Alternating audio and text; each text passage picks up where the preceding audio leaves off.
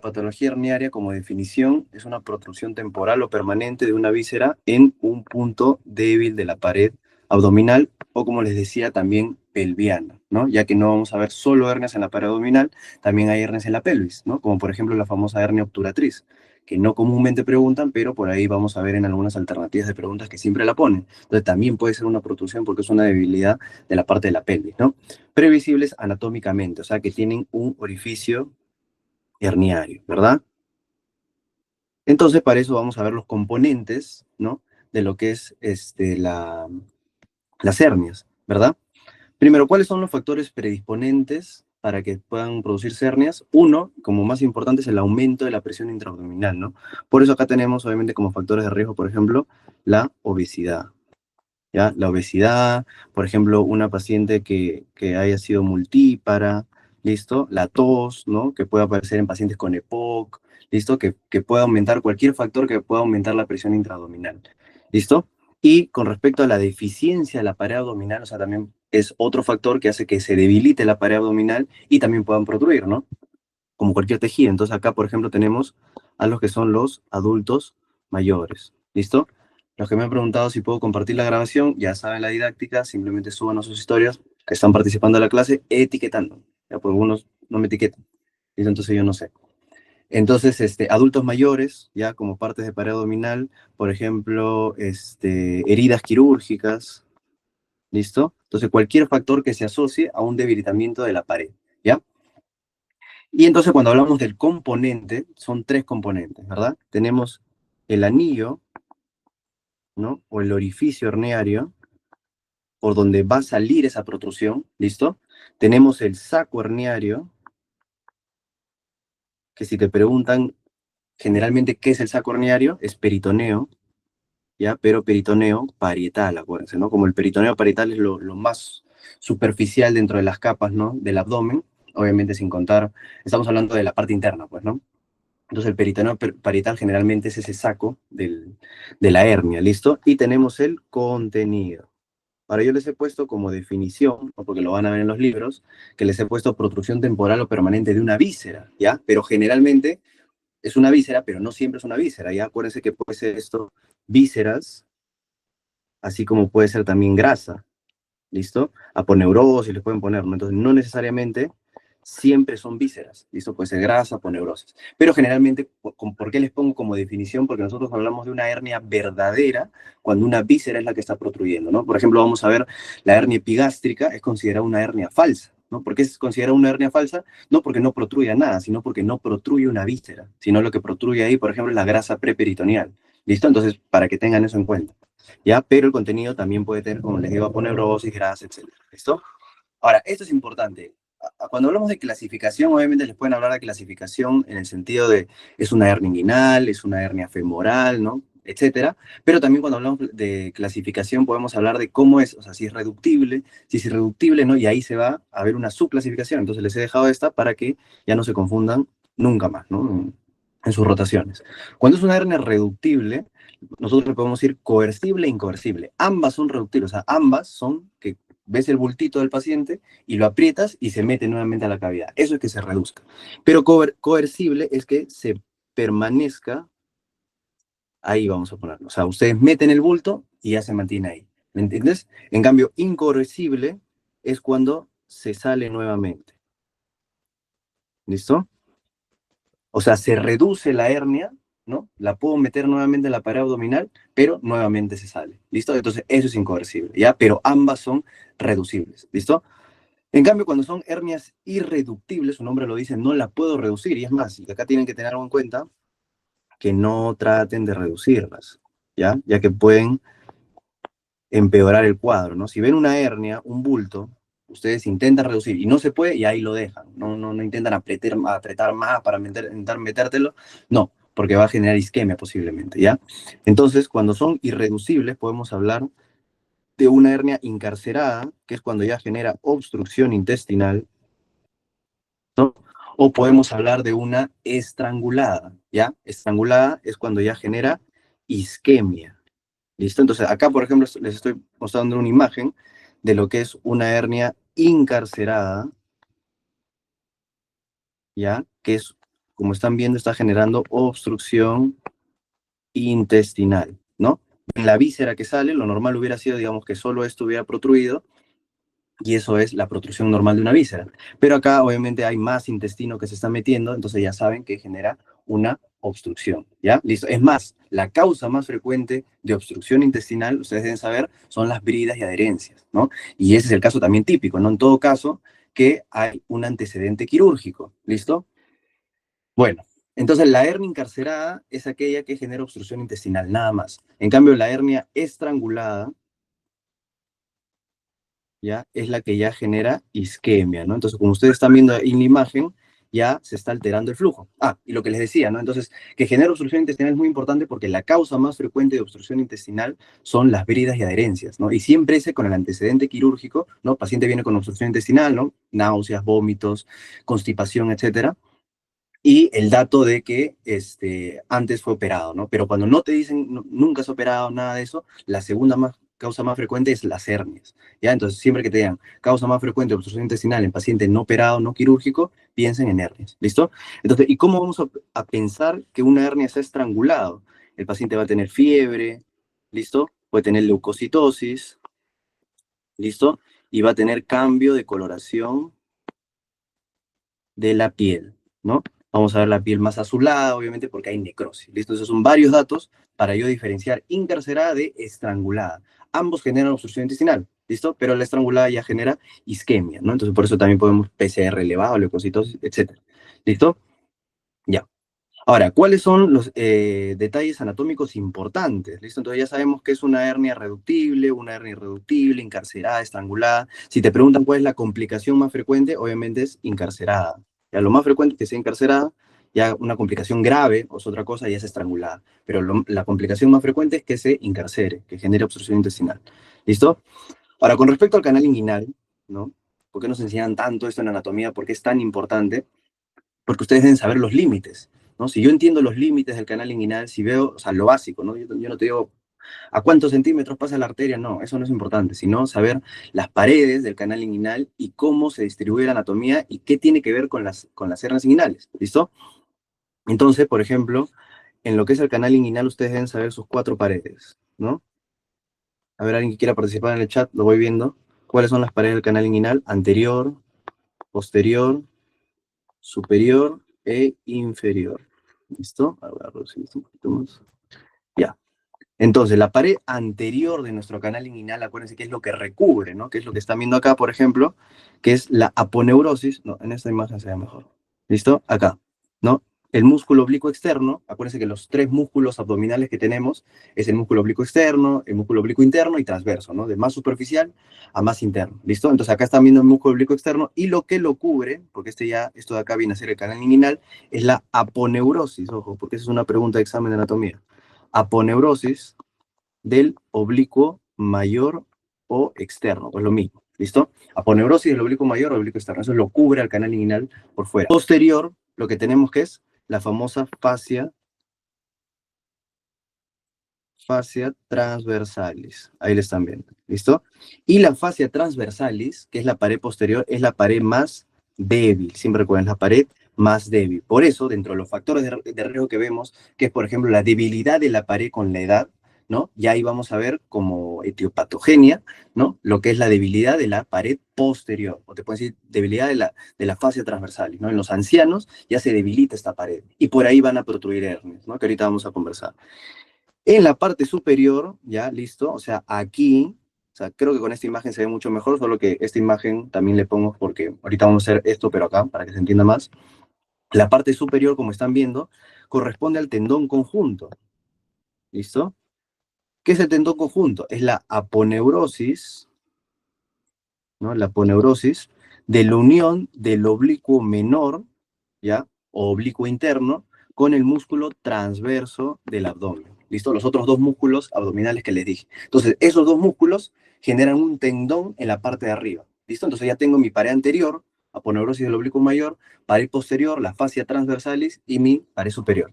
Y la parte de abajo, ¿no? El límite inferior vendría a ser lo que está aquí, que es el famoso ligamento inguinal. ¿Listo? Y con eso ya han visto lo que es contenido del canal inguinal, no, perdón, paredes. No olviden también su contenido, que por ahí les pueden preguntar.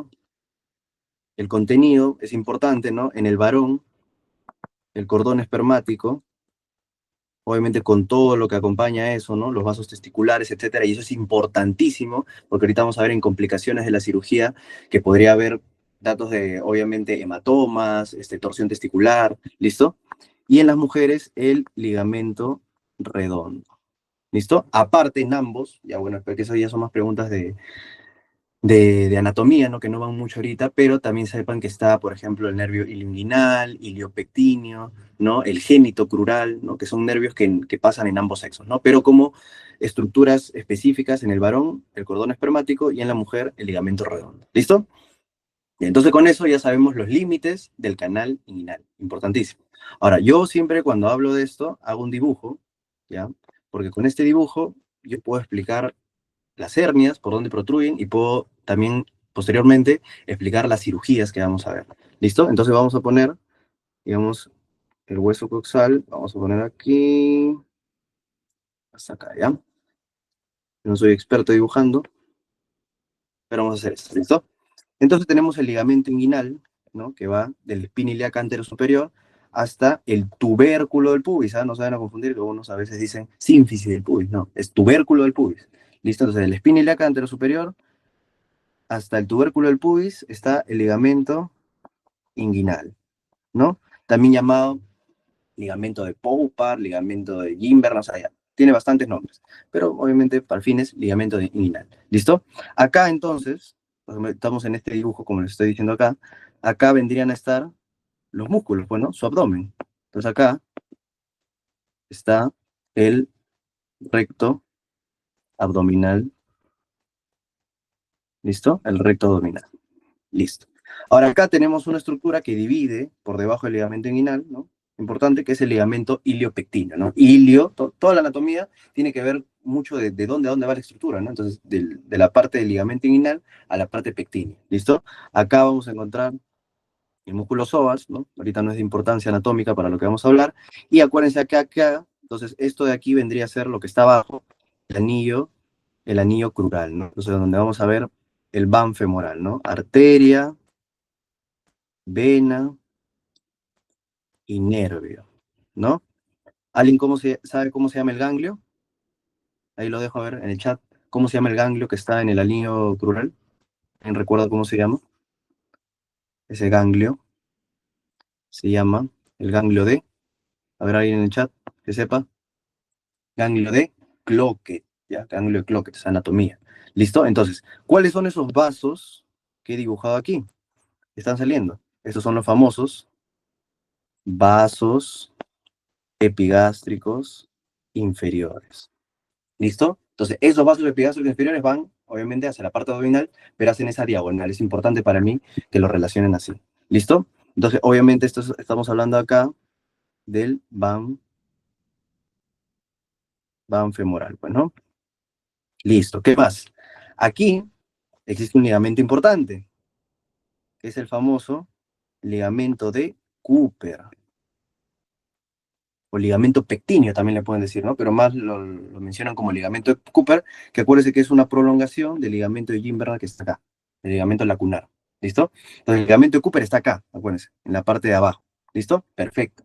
¿Y cuál habíamos dicho que era la pared superior del canal inguinal? O sea, que estaba por encima, porque se supone que el canal inguinal entonces sería esto. Entonces ven su pared anterior, que estaría revistiendo la poneurosis del oblicuo mayor, ¿no? De la pared del abdomen. Atrás estaría la fascia transversalis. Por encima estaría lo que les dije, el tendón conjunto. ¿Se acuerdan? Tendón conjunto, que era la unión de la poneurosis del oblicuo menor con el transverso. ¿Listo? Y abajo estaría el ligamento inguinal, ¿no? Y acá están viendo el canal inguinal. ¿Ven? O sea, lo mismo, pero ahora en el dibujo.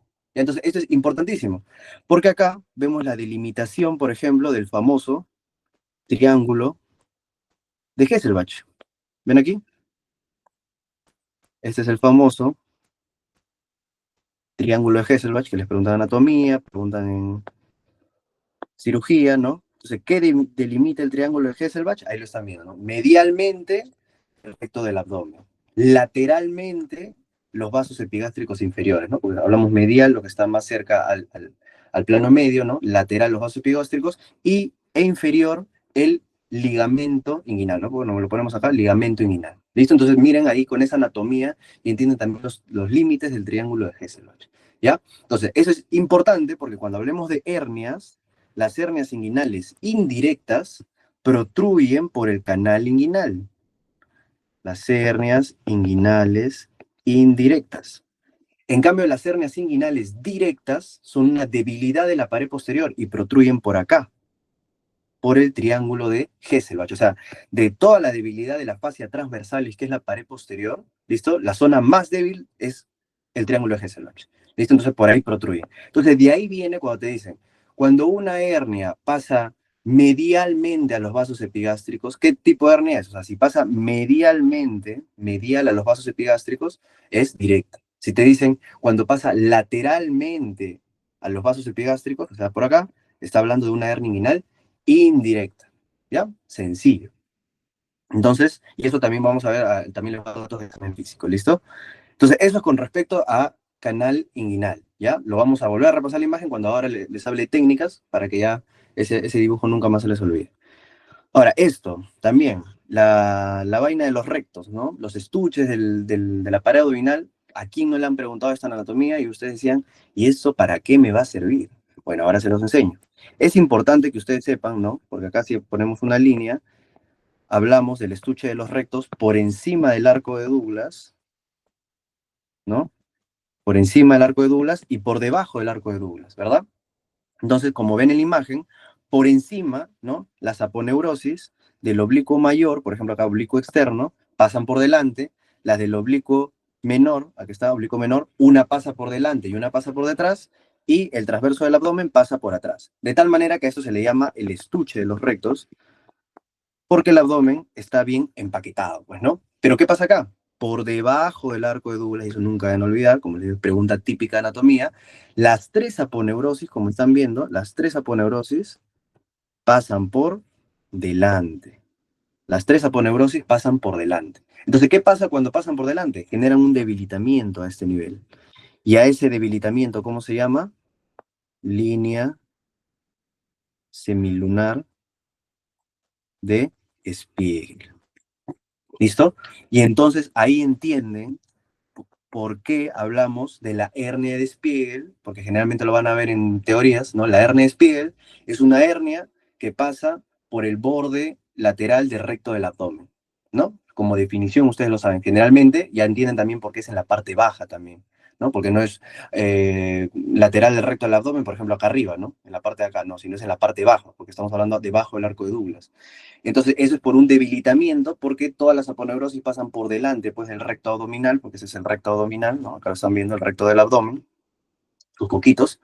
Entonces, es que hay un debilitamiento en esa pared y pueden protruir hernias. Y por eso esa hernia se le llama hernia de Spiegel. ¿Listo?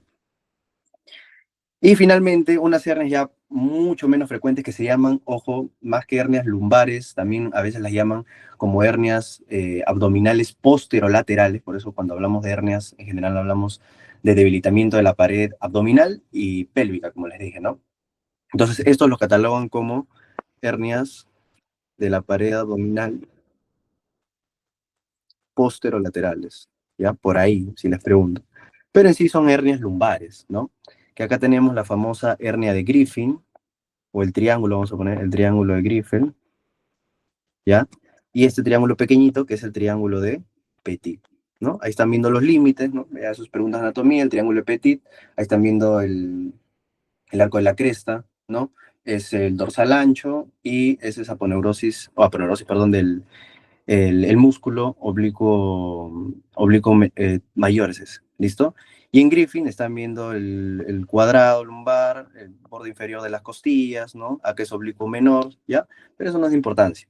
Si en algún momento les preguntan, más frecuente es la hernia de Griffin, ¿listo? Porque obviamente es un triángulo mayor.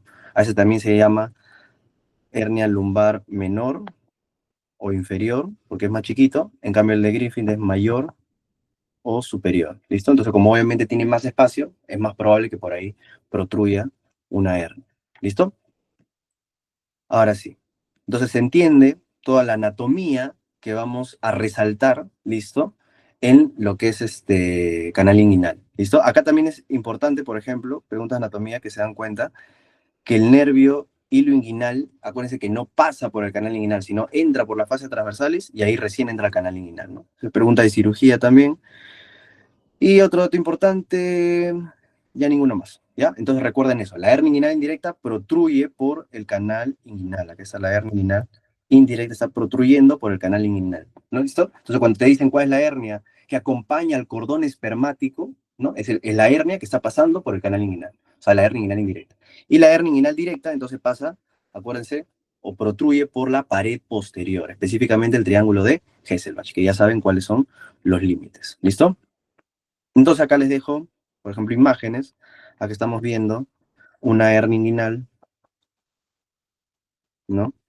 Y acuérdense que la hernia inguinal no podemos saber si es directa solo con el examen. El físico te puede ayudar en algunos datos, ya ahorita lo vamos a ver. Pero generalmente si te dicen cuál es la única manera de diagnosticar hernia inguinal indirecta o directa, es mediante la paroscopía. ¿Listo?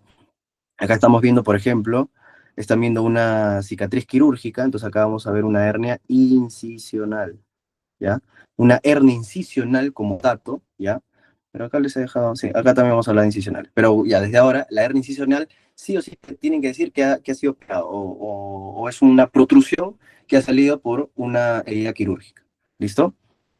Acá están viendo las ubicaciones, ¿no? Una hernia epigástrica, que recuerden que es por encima del ombligo, ¿no? En la famosa línea alba, ¿ya? En la línea alba. Ya les dije que es una hernia falsa, porque no contiene víscera, ¿ya? No contiene víscera, pero contiene grasa preperitoneal, ¿no?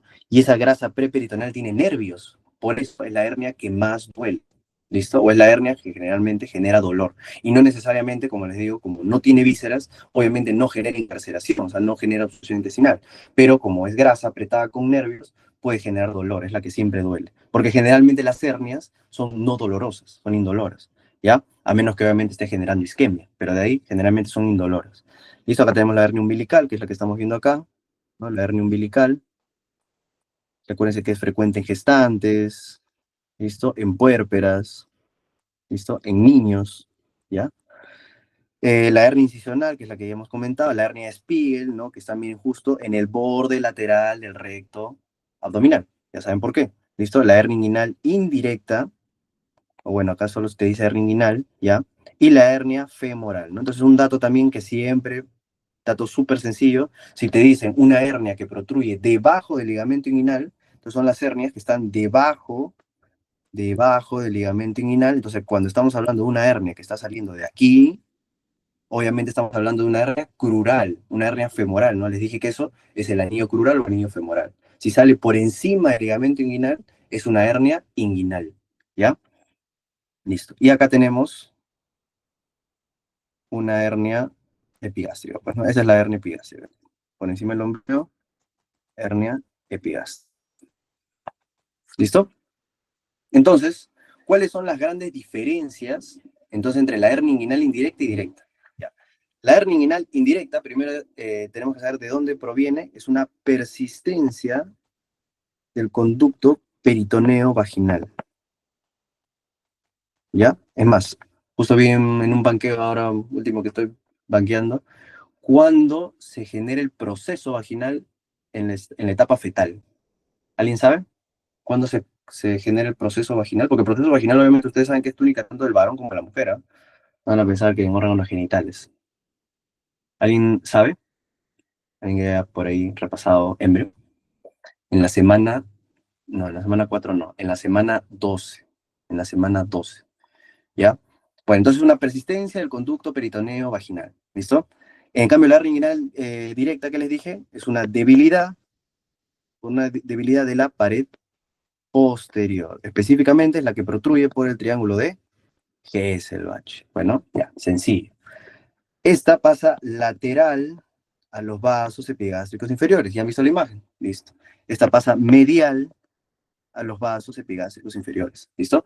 Por eso yo también digo, yo siempre que les enseño todo lo que es la parte de medicina, ¿no? Medicina interna, yo les digo fisiología, ¿no? Entender.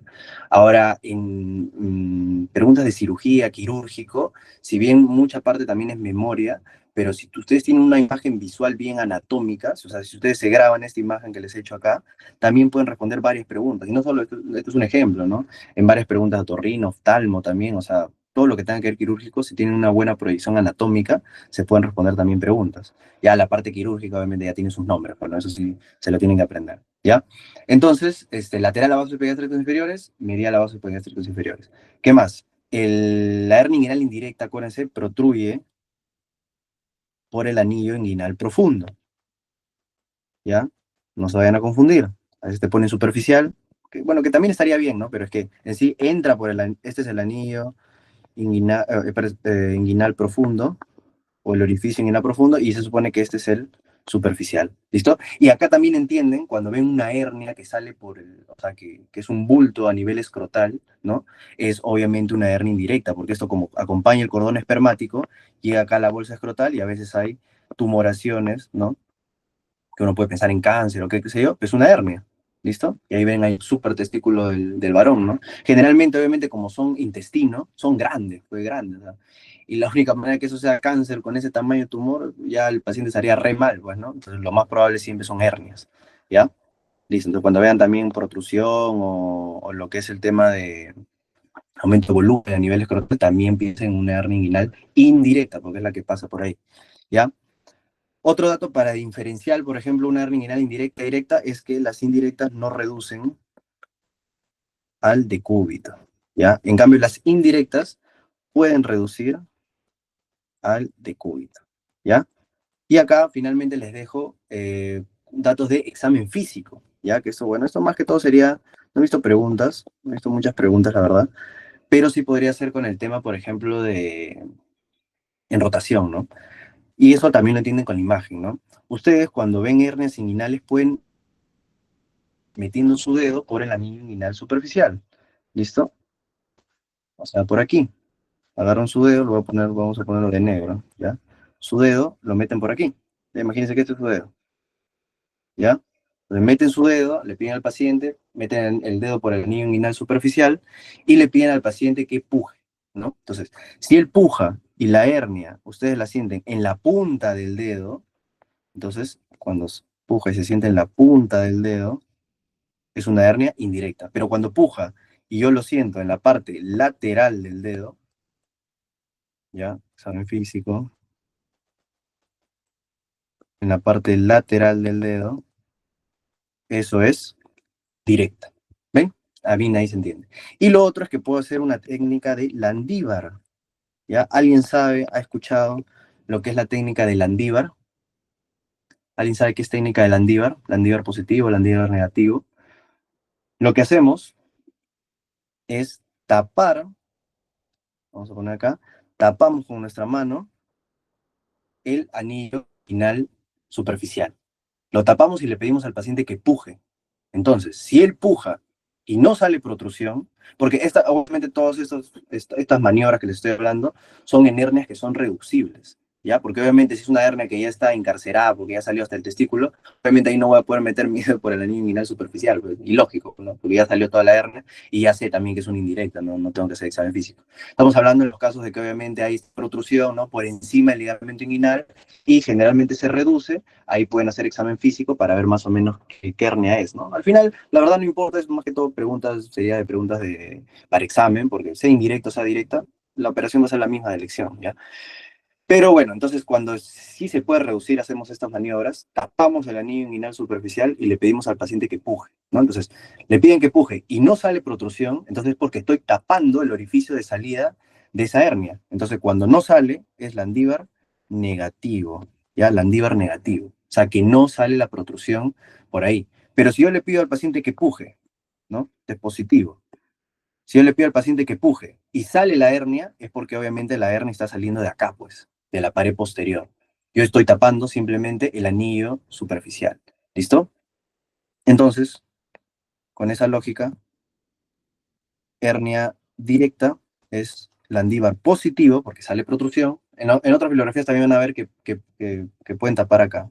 Bueno, yo también diría que es mejor tapar acá, a este nivel, porque estás tapando desde el lugar que supuestamente está protrudiendo, ¿no? Sino que muchas veces la hernia ya puesta por acá, por ejemplo, ¿no? Pero bueno, pueden hacer en ambos y obviamente van a tapar el orificio de salida, ¿ya? Pero si protruye es que no tiene nada que ver con el canal inguinal y eso es Landívar positivo, ¿listo? Que ya lo han preguntado alguna vez en el examen de reciente. ¿Ya? Entonces, las diferencias clásicas entre hernia inguinal indirecta y directa. Entonces, la hernia inguinal, ¿por qué la repasamos tanto? Porque acuérdense que es la hernia más frecuente de todas, ¿listo? Y está por encima del ligamento inguinal. Ya ese es el dato que tienen que saber, ya saben las diferencias.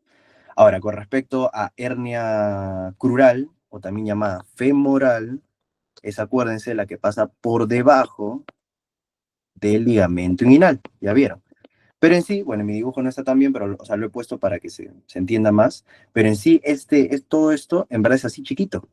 Entonces, el anillo crural es un anillo pequeño, por lo tanto, la hernia femoral es la que tiene más riesgo de estrangularse. ¿Listo? Y es más frecuente en mujeres, ¿ya? En general, esto también a veces muchos se confunden en esa pregunta, el sexo más frecuente que genera hernias en general son los varones, ¿ya? Por el mismo hecho de la hernia inguinal. Ahora, si yo te pregunto específicamente, o sea, ¿en qué sexo es más frecuente la hernia femoral, o la hernia femoral crural? ¿Cuál es el sexo que más tiene este tipo de hernias? Es la mujer, ¿ya? Entonces no confundan la pregunta, porque si yo te pregunto cuál es la hernia más frecuente en la mujer, sigue siendo la indirecta, ¿ya? Entonces, la indirecta es la más frecuente en hombres y mujeres. Pero si yo te pregunto, de las personas que tienen hernia femoral crural, ¿cuál es el sexo predominante? Ahí sí es mujeres, ya de las que tienen hernia crural. ¿Listo? La hernia epigástrica, ya les dije, es una hernia falsa, en la línea alba, ¿ya? Y es la más dolorosa, ¿no? O sea, la que duele sin necesidad de que haya una complicación, ¿ya?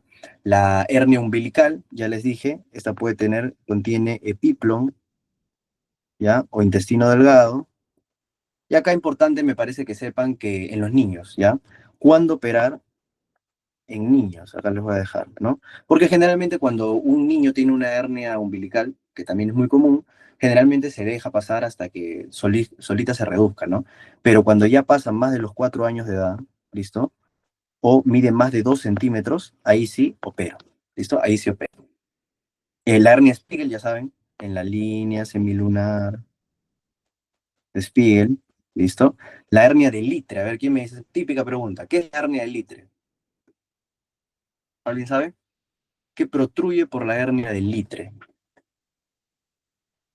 El apéndice, seguros, seguros, no se pueden equivocar, esa es típica.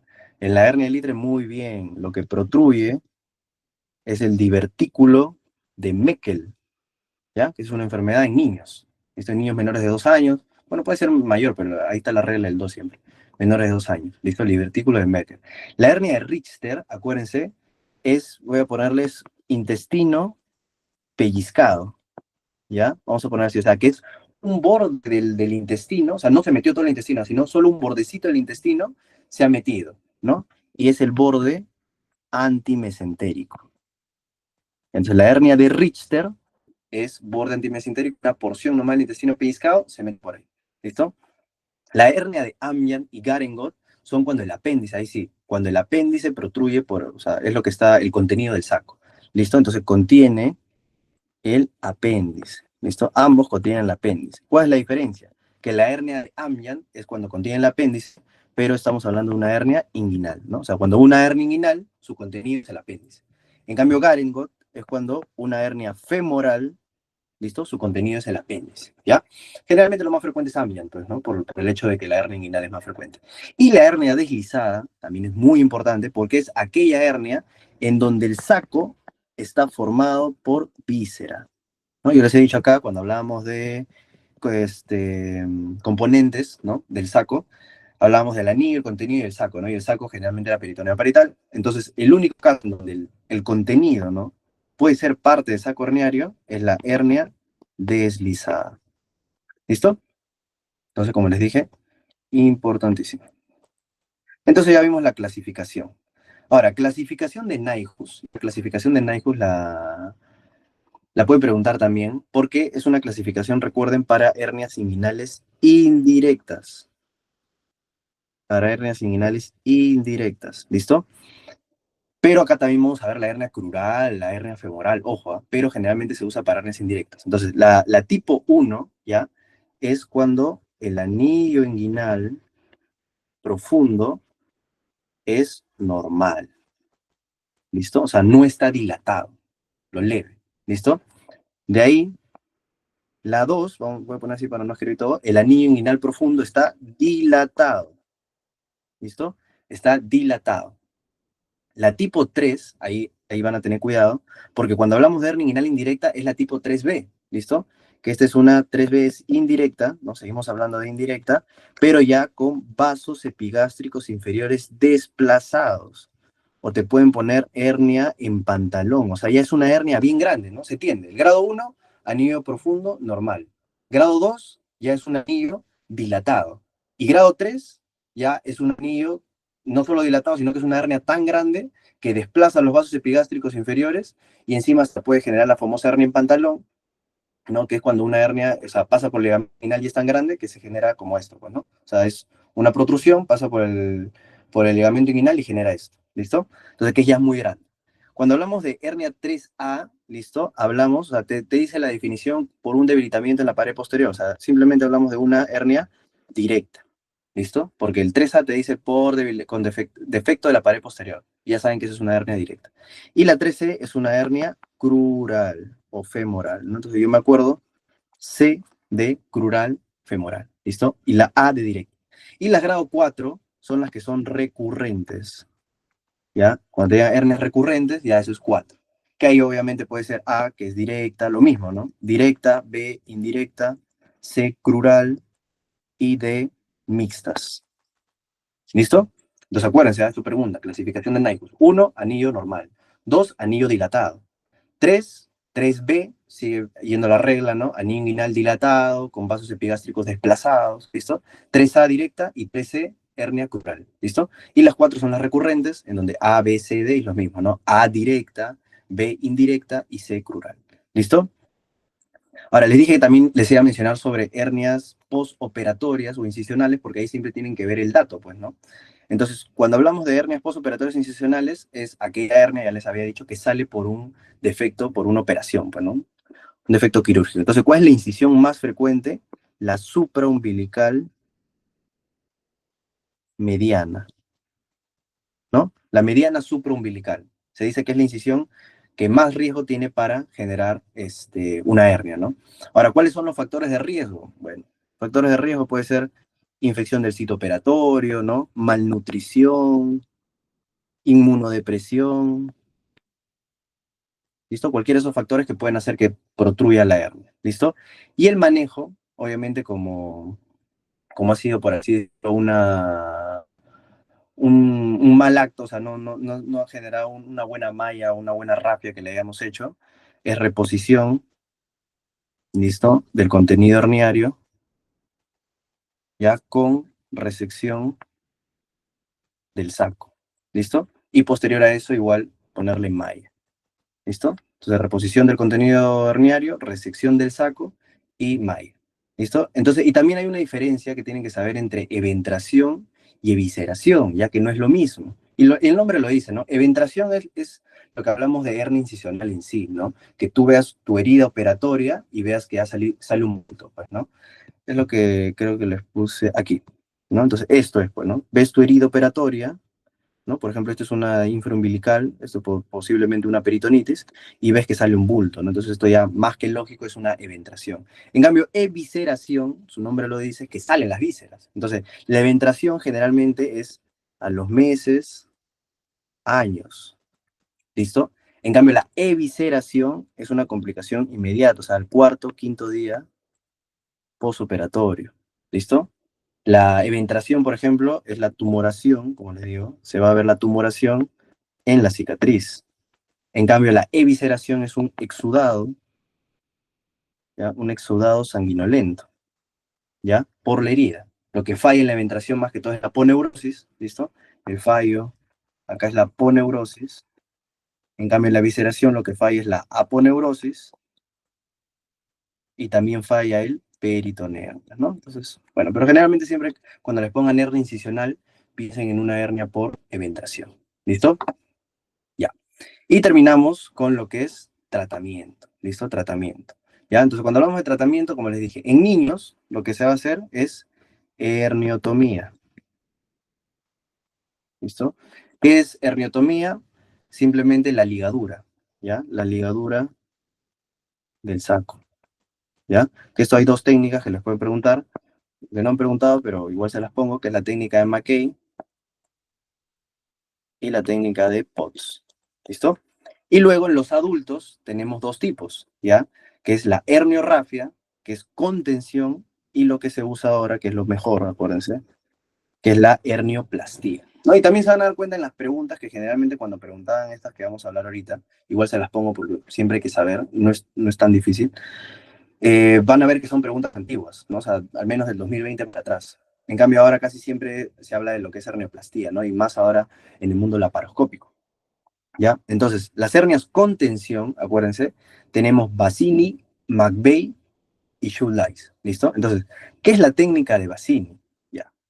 La técnica de Bassini sirve para, para hernias inguinales.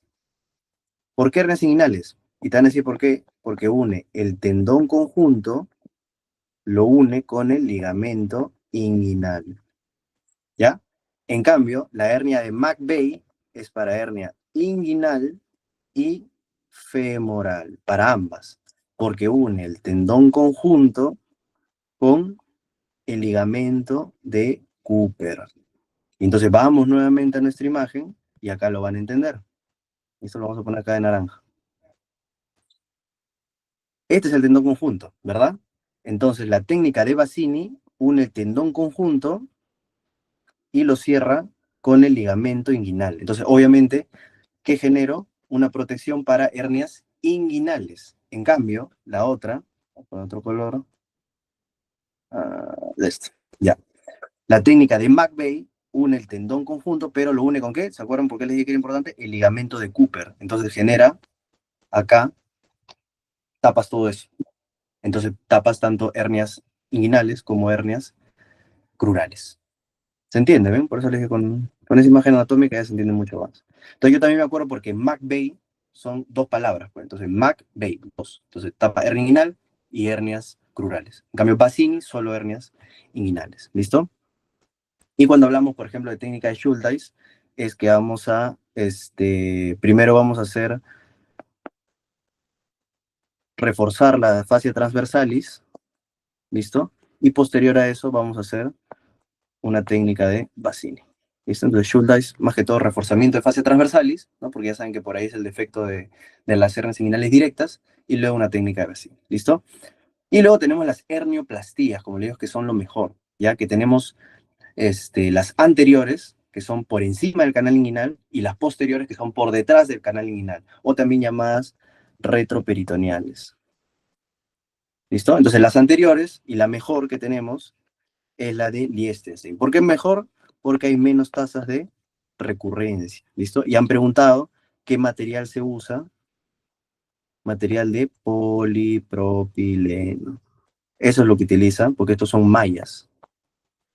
¿Listo? Ahí están viendo, miren, mallas. Esto es, obviamente acá estamos hablando de hernioplastías y acá es herniorrafia, pues, ¿no? Entonces acá utilizamos mallas y se usa polipropileno, que ya saben que es no absorbible.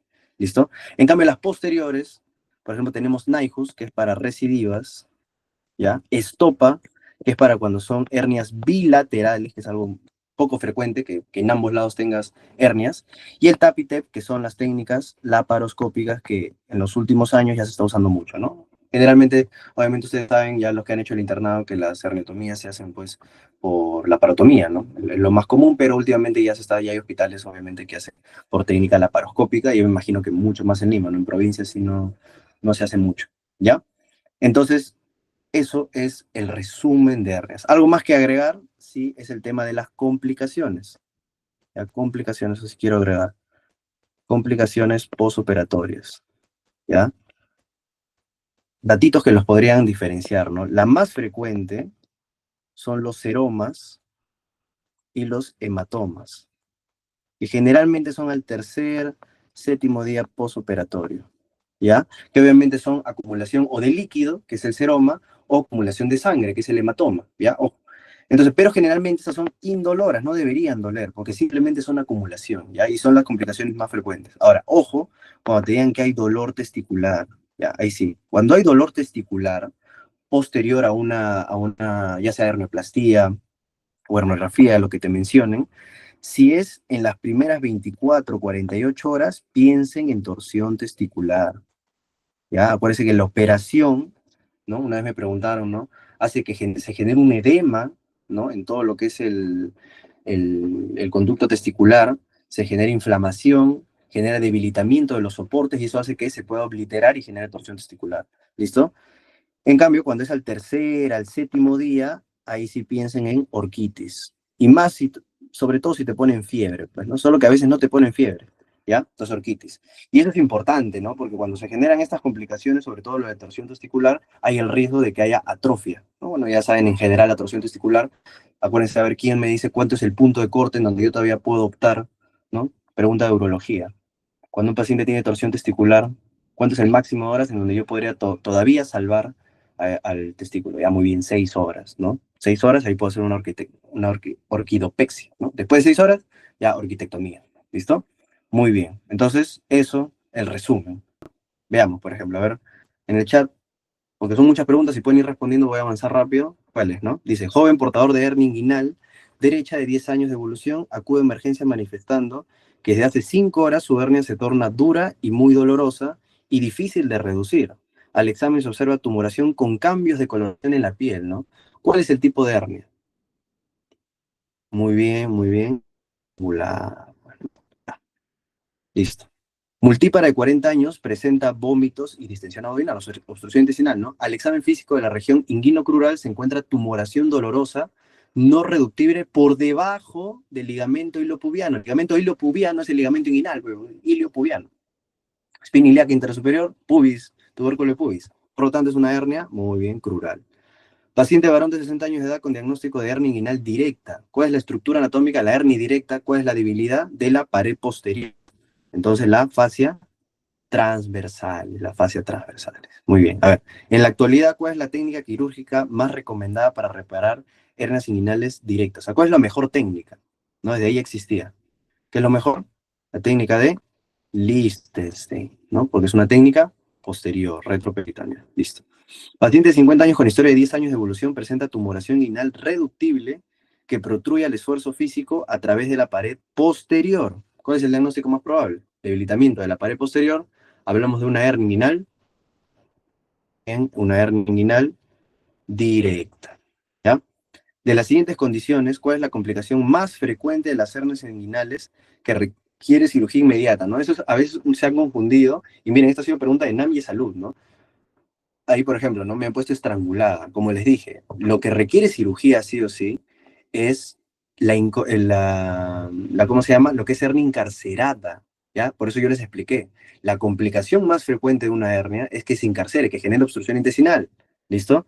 Ahora, una complicación obviamente más grave es la estrangulación, ¿listo? Pero las hernias encarceradas, bueno, también eso para mí es como discutible, ¿no? Porque yo les digo por la clave que te da el ENAM y posteriormente vamos a ver lo de salud. Pero me parece discutible, obviamente, porque las hernias encarceradas no siempre es tratamiento quirúrgico, ¿no? Pero la mayoría de veces sí va a ser al final cirugía programada por una obstrucción intestinal, ¿no? Porque a diferencia, por ejemplo, de las vías de adherencias, o sea, vámonos al contexto de manejo de obstrucción intestinal. Generalmente ustedes ponen sonda, esperan 48 horas a que se desobstruya, porque generalmente como son vías de adherencias, se puede como que despegar, ¿no? Pero en el caso de que cuando son hernias, ¿no? Como ya es una protrusión, o sea, ya es algo que no se va a reducir, porque ya saben que si hay estrangulamiento, perdón, encarceración, hablamos de hernias irreductibles, o sea, eso es sí o sí cirugía, ¿me entienden? Sí o sí va a ser cirugía, pero generalmente van a ser cirugías programadas, ¿ya? Entonces, el poco frecuente es las incarceradas. La complicación más frecuente sí es encarcerada. Y a lo más grave es que se estrangule, pues. ¿Listo? Que ahí sí sería cirugía de urgencia, ¿ya? ¿Cuál es el principal factor etiopatogénico en el desarrollo de hernias inguinales indirectas? Donde está persistencia del proceso vaginal, ¿no? O persistencia del conducto peritoneo vaginal. Listo, ya lo hemos hablado. Paciente varón de 45 años que refiere presentar tumoración en región inguinal izquierda que llega hasta el escroto y aumenta con la actividad física. ¿Qué será eso? Una hernia inguinal. Y encima ustedes saben que sería indirecta o directa. Si llega hasta el escroto. Una hernia, muy bien. Indirecta, pues, ¿no? Que está pasando por el canal inguinal. Muy bien. ¿Cuál de las siguientes hernias sigue el camino del cordón espermático? ¿No? ¿Cuál está pasando ahí por el canal inguinal? Hernia inguinal indirecta. Paciente de 45 años acude a emergencia porque en las últimas 14 horas presenta dolor abdominal intenso y vómitos frecuentes, obstrucción intestinal. Al examen físico, tumoración umbilical. En la radiografía se observa dilatación de asas intestinales con niveles hidroaéreos, ¿no? Tiene una obstrucción intestinal, tiene su tumoración. ¿Cuál es el diagnóstico más probable? Una hernia incarcerada, ¿no? Una hernia incarcerada. Paciente varón de 30 años con diagnóstico de hernia inguinal indirecta. El tratamiento quirúrgico consiste en suturar el ligamento de Cooper al tendón conjunto. ¿Cómo se llamaba eso? Si desde abajo hacia el tendón conjunto y agarramos las dos, muy bien, McVeigh. Hernia que sale por el triángulo de Hesselbach, o sea, la pared posterior. Hernia inguinal directa. Bien, las preguntas son fáciles, chicos. Mujer de 60 años operada hace cero. Ya acá me confundí. Bueno, y no te pidas a confundir. Hace 10 años por cáncer de colon, sigmoide, se realizó sigmoidectomía y colostomía Hartmann. Con cierre posterior del ostoma, acude por presentar tumoración no dolorosa e irreductible de 8 centímetros en flanco izquierdo que protruye por la herida operatoria. ¿Cuál es el diagnóstico? ¿Cómo se llama? Cuando hay una tumoración, perdón, que obstruye por la herida operatoria. Muy bien. No. ¿Hernia Spiegel? No. Ah, ya. Muy bien. Eventración. Muy bien. Durante el acto quirúrgico de una hernioplastia inguinal bilateral, el cirujano debe efectuar, acuérdense, cuando había una hernia bilateral, ¿qué era lo mejor? Bilateral, que les dije que era raro, pero había casos muy bien, estopa. Acuérdense, PP de dos, entonces, estopa, para que se acuerden. ¿Qué hernias tienen mayor riesgo de estrangulamiento? ¿Cuáles son las hernias que porque su orificio por donde salen es tan pequeño que tienen riesgo de estrangularse? Muy bien, las hernias femorales o crurales, ¿ya?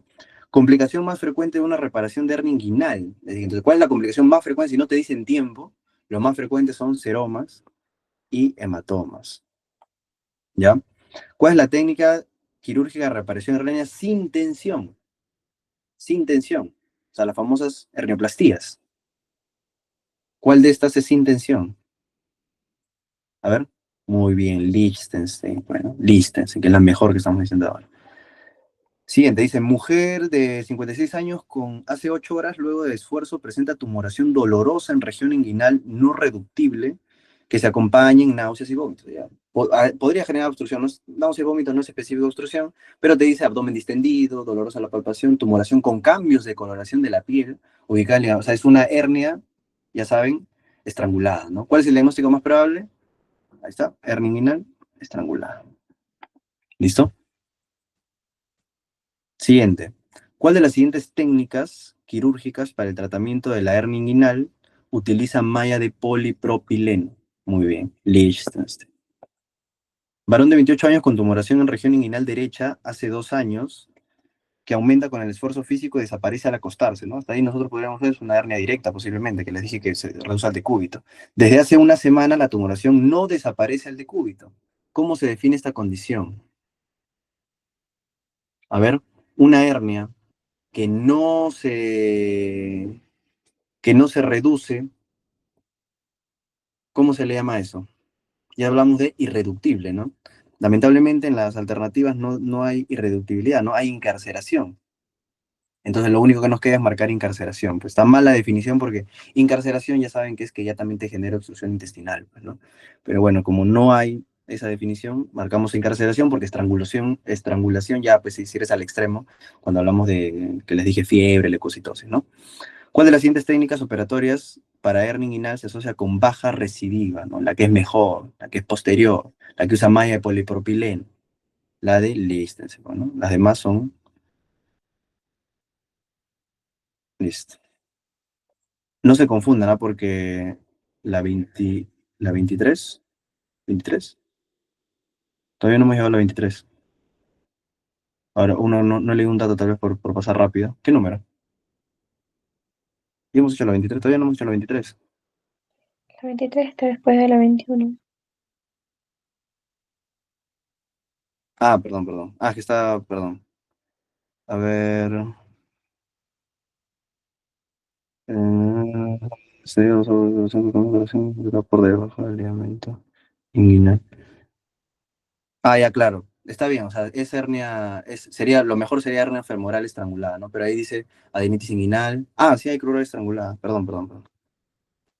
Está bien, buena observación. Si por leer rápido no se lee. Muy bien, crural estrangulada. Ya, la hernia de Spiegel, su contenido es, ¿cuál? ¿Cuál es el contenido de la hernia Spiegel? Ya, ahí, por ejemplo, ustedes se pueden confundir, ¿no? Ya saben que es por el borde lateral del recto abdominal, pero también es intestino delgado. Al final, todos son intestino, ¿eh? Ojo, como les he dicho, los únicos que te pueden decir, y ahí ustedes siempre hacen las excepciones, es de la hernia epigástrica, que ya les dije que es peritoneo, no, perdón, aponeurosis, y por ahí la hernia umbilical, ¿no? Que puede ser intestino, pero también puede ser epíplo, ¿ya? Las demás siempre son contenido intestinal, ¿no? Y ya obviamente están las características que es de Richter, de pellizcamiento, la de Litre, que es el divertículo de Meckel, Amyot y Garingot, que es apéndice, ¿no? Pero las demás son intestino delgado siempre. ¿Cómo se llama la hernia que sale por el anillo inguinal superficial, por el anillo inguinal? ¿Cuál es? La hernia inguinal indirecta. Paciente con antecedente de histerectomía acude por presentar masa que sobresale cerca de la cicatriz operatoria y que es reductible. ¿Cómo se llama eso? Ha tenido su cicatriz quirúrgica, sale tumoración. ¿Cómo se llama eso? Bien, eventración, ¿no? Y ahí uno se puede confundir con evisceración, ¿no? Eventración, ¿ya? Evisceración es que te diga que se ha salido, pues, ¿no? Contenido. Ah, ya, que las preguntas están así, izquierda, derecha, yo me estaba confundiendo. Ah, ya, bueno. Varón de 35 años en cuarto día posoperatorio de hernioplastia inguinal, cuarto día, ¿no? Presenta dolor testicular a la palpación y aumento de volumen escrotal. ¿Cuál es la complicación más probable? Entonces, ¿qué hemos dicho? Cuando ya es al cuarto día y hay dolor, ¿qué vamos a pensar? Muy bien, en orquitis isquémica. Lo mejor es que te pongan fiebre, pues, ¿no? Pero ya, bueno, si no hay, piensen, porque la torsión es a las 24 a 48 horas, es inmediata, sí o sí, ¿ya? Ahora vamos acá. No, es que están así, pues. Este es el orden en sí, no sé por qué se ha puesto así. Ya, bueno. Mujer de 38 años con diagnóstico de hernia crural derecha, complicada por probable estrangulación y que se reduce en forma inadvertida. En el momento de la anamnesis general, ¿cuál es el abordaje aconsejable en este caso? A ver, eso sí para leer. La mujer con diagnóstico de hernia crural derecha, complicada por probable estrangulación y que se reduce en forma inadvertida. ¿Cuál es el abordaje aconsejable en este caso?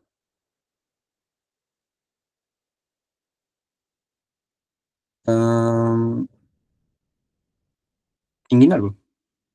Ah, pero dice, bueno, posterior, pues, como le dije, posterior es lo mejor, ¿ya?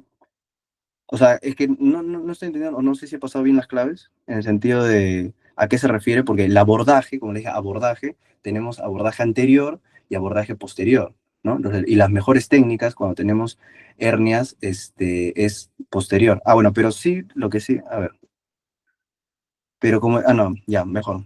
Por el hecho de que es estrangulación, por el hecho de que es estrangulación, haría laparotomía. O sea, ahí no me daría tiempo de hacer una laparoscopía ni nada de eso.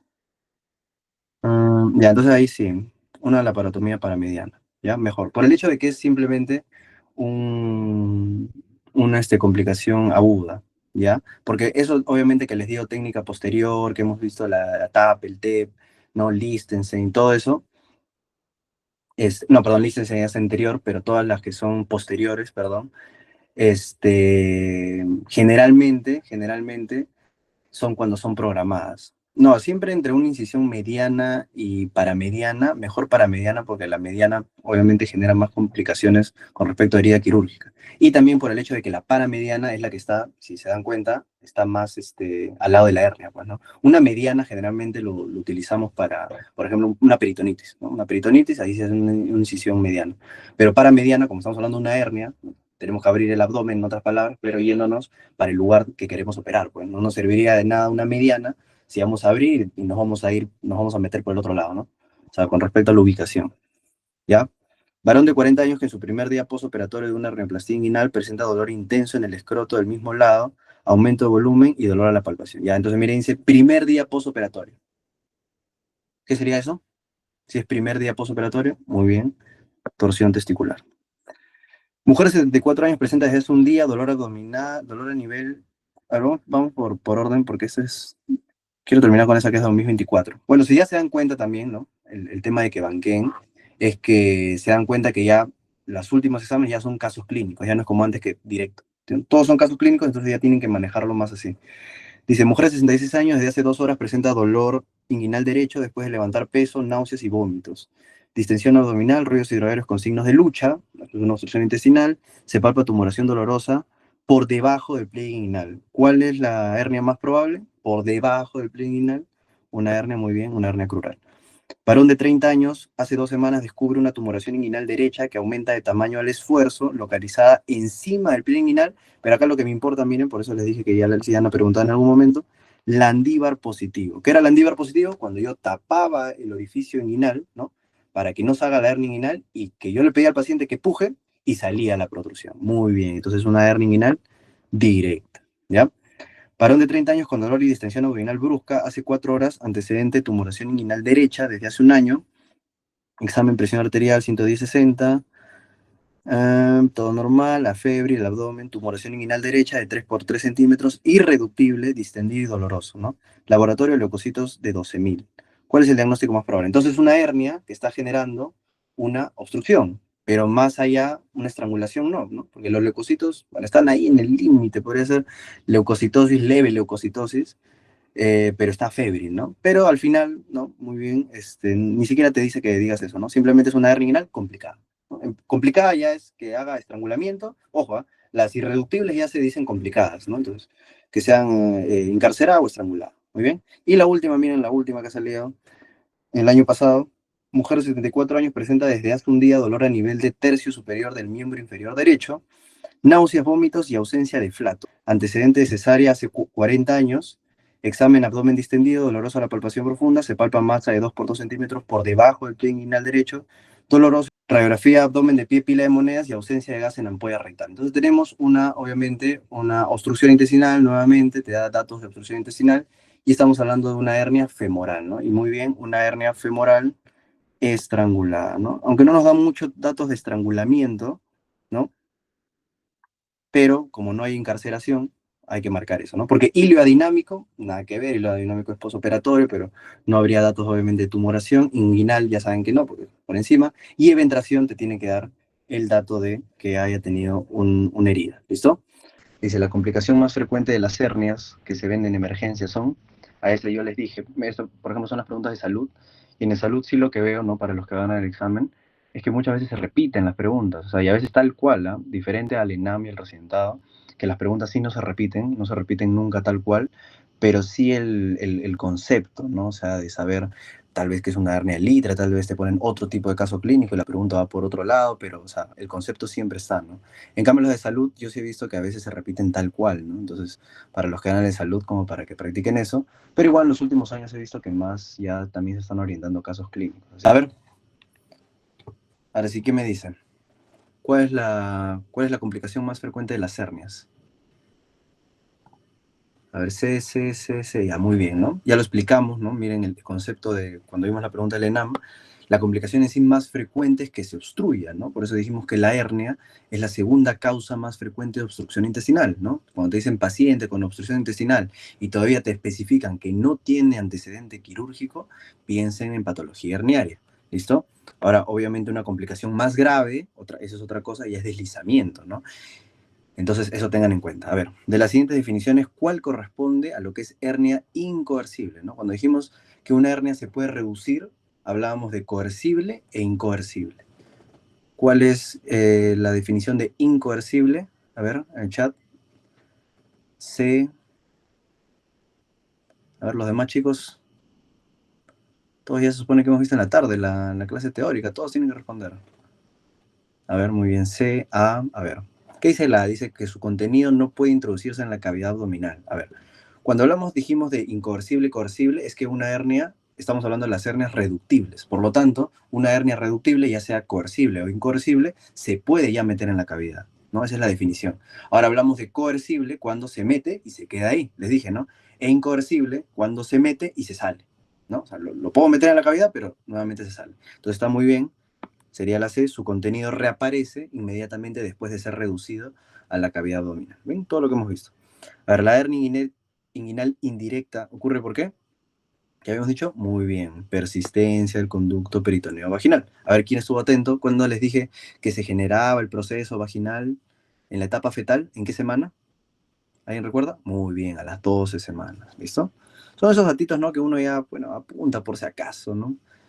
No creo que la verdad no creo que vuelvan a preguntar, pero siempre se tiene esos datitos como para tener ya más conocimiento, ¿no? De tanto que lo repites, en algún momento ya se te queda. En un paciente adulto con hernia inguinal, la reparación quirúrgica de menor recurrencia es, o sea, la mejor, ¿no? Y no solo eso, ¿ah? Ahorita vamos a ver muchas preguntas, sobre todo en residentado, que obviamente son un poquito más de nivel en casos clínicos.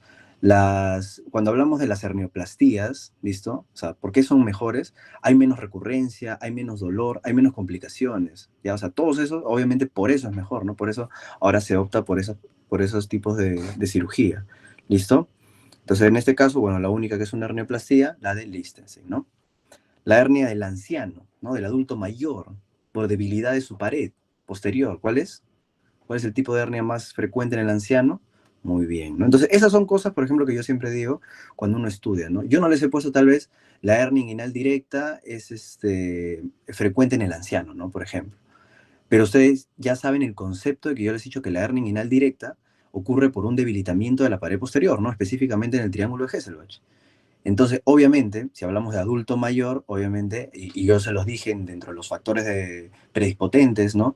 Predisponentes, perdón, a generar patología herniaria, es el debilitamiento de la pared, ¿no? Que les había dicho por trauma, ¿no? Por eso antecedente también importante, tal vez tumores, y uno de esos es que sea adulto mayor, pues, ¿no? Entonces, las hernias inguinales indirectas, como son persistencia del conducto peritoneo vaginal, generalmente son consideradas hernias congénitas. Ojo, ¿ah? Es frecuente en niños. No obstante, o sea, igual las hernias inguinales indirectas son las más frecuentes en general. ¿Listo? Sí, debilitamiento de la fascia transversales, ¿ya? Entonces, por eso es la más frecuente del anciano, pues, porque hay más debilitamiento, sobre todo. Pero, como les digo, la medicina no es absoluta. Yo he visto casos, ¿no? He tenido casos cuando hacía mi internado, que eran pacientes después de 62 años, 65 años, que uno dice, ah, no, adulto mayor, hernia inguinal directa, ¿no? Pero al final era indirecta, ¿no? Porque al final, entre las dos, acuérdense que entre las dos, la hernia inguinal indirecta es la más frecuente, ¿ya? En general, ¿no? Pero si te dicen el adulto mayor, ahí sí piensen más en directa, ¿listo? Ya, tipo de hernia que desciende por el conducto espermático paralelo al cremáster, ¿no? O sea, por el conducto, por el canal vaginal, por el canal inguinal, perdón, inguinal indirecta, muy bien. A ver, siguiente, la hernia inguinal, ¿ven? Del recién nacido. O sea, ¿cuál sería la hernia inguinal del recién nacido? Ah, la hernia inguinal indirecta, ¿no? La posiblemente congénita. ¿Por qué? ¿A qué se debe? ¿Cuál sería? Muy bien. Se produce por persistencia del conducto peritoneo vaginal, ¿no? Ahí dice todavía procesos vaginales durante la vida postnatal. Bueno, y ustedes ya saben que es por persistencia del conducto peritoneo vaginal. La hernia de Litre, ¿no? Les dije que preguntan. ¿Cuál es su contenido de la hernia de Litre? A ver. Muy bien, entonces eso ya queda. O sea, esas son las preguntas que ya no se pueden equivocar. ¿Listo? Divertículo de Meckel. ¿Ya? Porque yo esa misma pregunta, por ejemplo, si yo quiero un examen, pondría paciente, ¿no? Niño, porque generalmente son niños, con divertículo de Meckel, ¿no? Diagnosticado hace tantos años, actualmente presenta un cuadro de obstrucción intestinal, ¿no? Se ve, se examina, se hace un examen físico en donde se observa un saco herniario, ¿no? ¿Cómo se le denomina este tipo de hernia, ¿no? Es otra manera de, o como digo, de un concepto se pueden crear 1000 preguntas, ¿ya? Entonces, divertículo de Meckel es la hernia de Litre, ¿no? Cuando el contenido es el divertículo de Meckel. ¿Cuál es la arteria que permite diferenciar una hernia inguinal directa de la indirecta? ¿No se acuerdan cuando habíamos hecho el dibujo? El ligamento inguinal, los músculos abdominales, muy bien, ¿no? Entonces lo que me diferenciaba era esto, pues, ¿no? Los vasos epigástricos inferiores, porque acá teníamos a la hernia directa, ¿no? O mejor, que protruía por el triángulo de Hesselbach, y por aquí teníamos a la hernia indirecta, ¿no? Entonces cuando es lateral a los vasos epigástricos es indirecta, y cuando es medial a los vasos epigástricos es directa. ¿Listo? Entonces, muy bien, epigástrica inferior. El tratamiento de la hernia sin tensión, ¿no? Que es lo que utilizamos ahora, ¿cuál es? ¿Cuál es una técnica sin tensión? Muy bien, Lichtenstein, ¿no? Malla de polipropileno, ¿listo? Ahora, se dan cuenta también el año, pues, ¿no? Por ejemplo, en Salud 2006 ya habían estas técnicas, pero ahora los abordajes posteriores, ¿no? Que les dije, la laparoscopía sería lo mejor, ¿no? Pero en ese entonces, Lichtenstein era lo mejor, porque ya se estaban viendo cirugías sin tensión, No siempre, como yo digo, siempre cuando banqueen.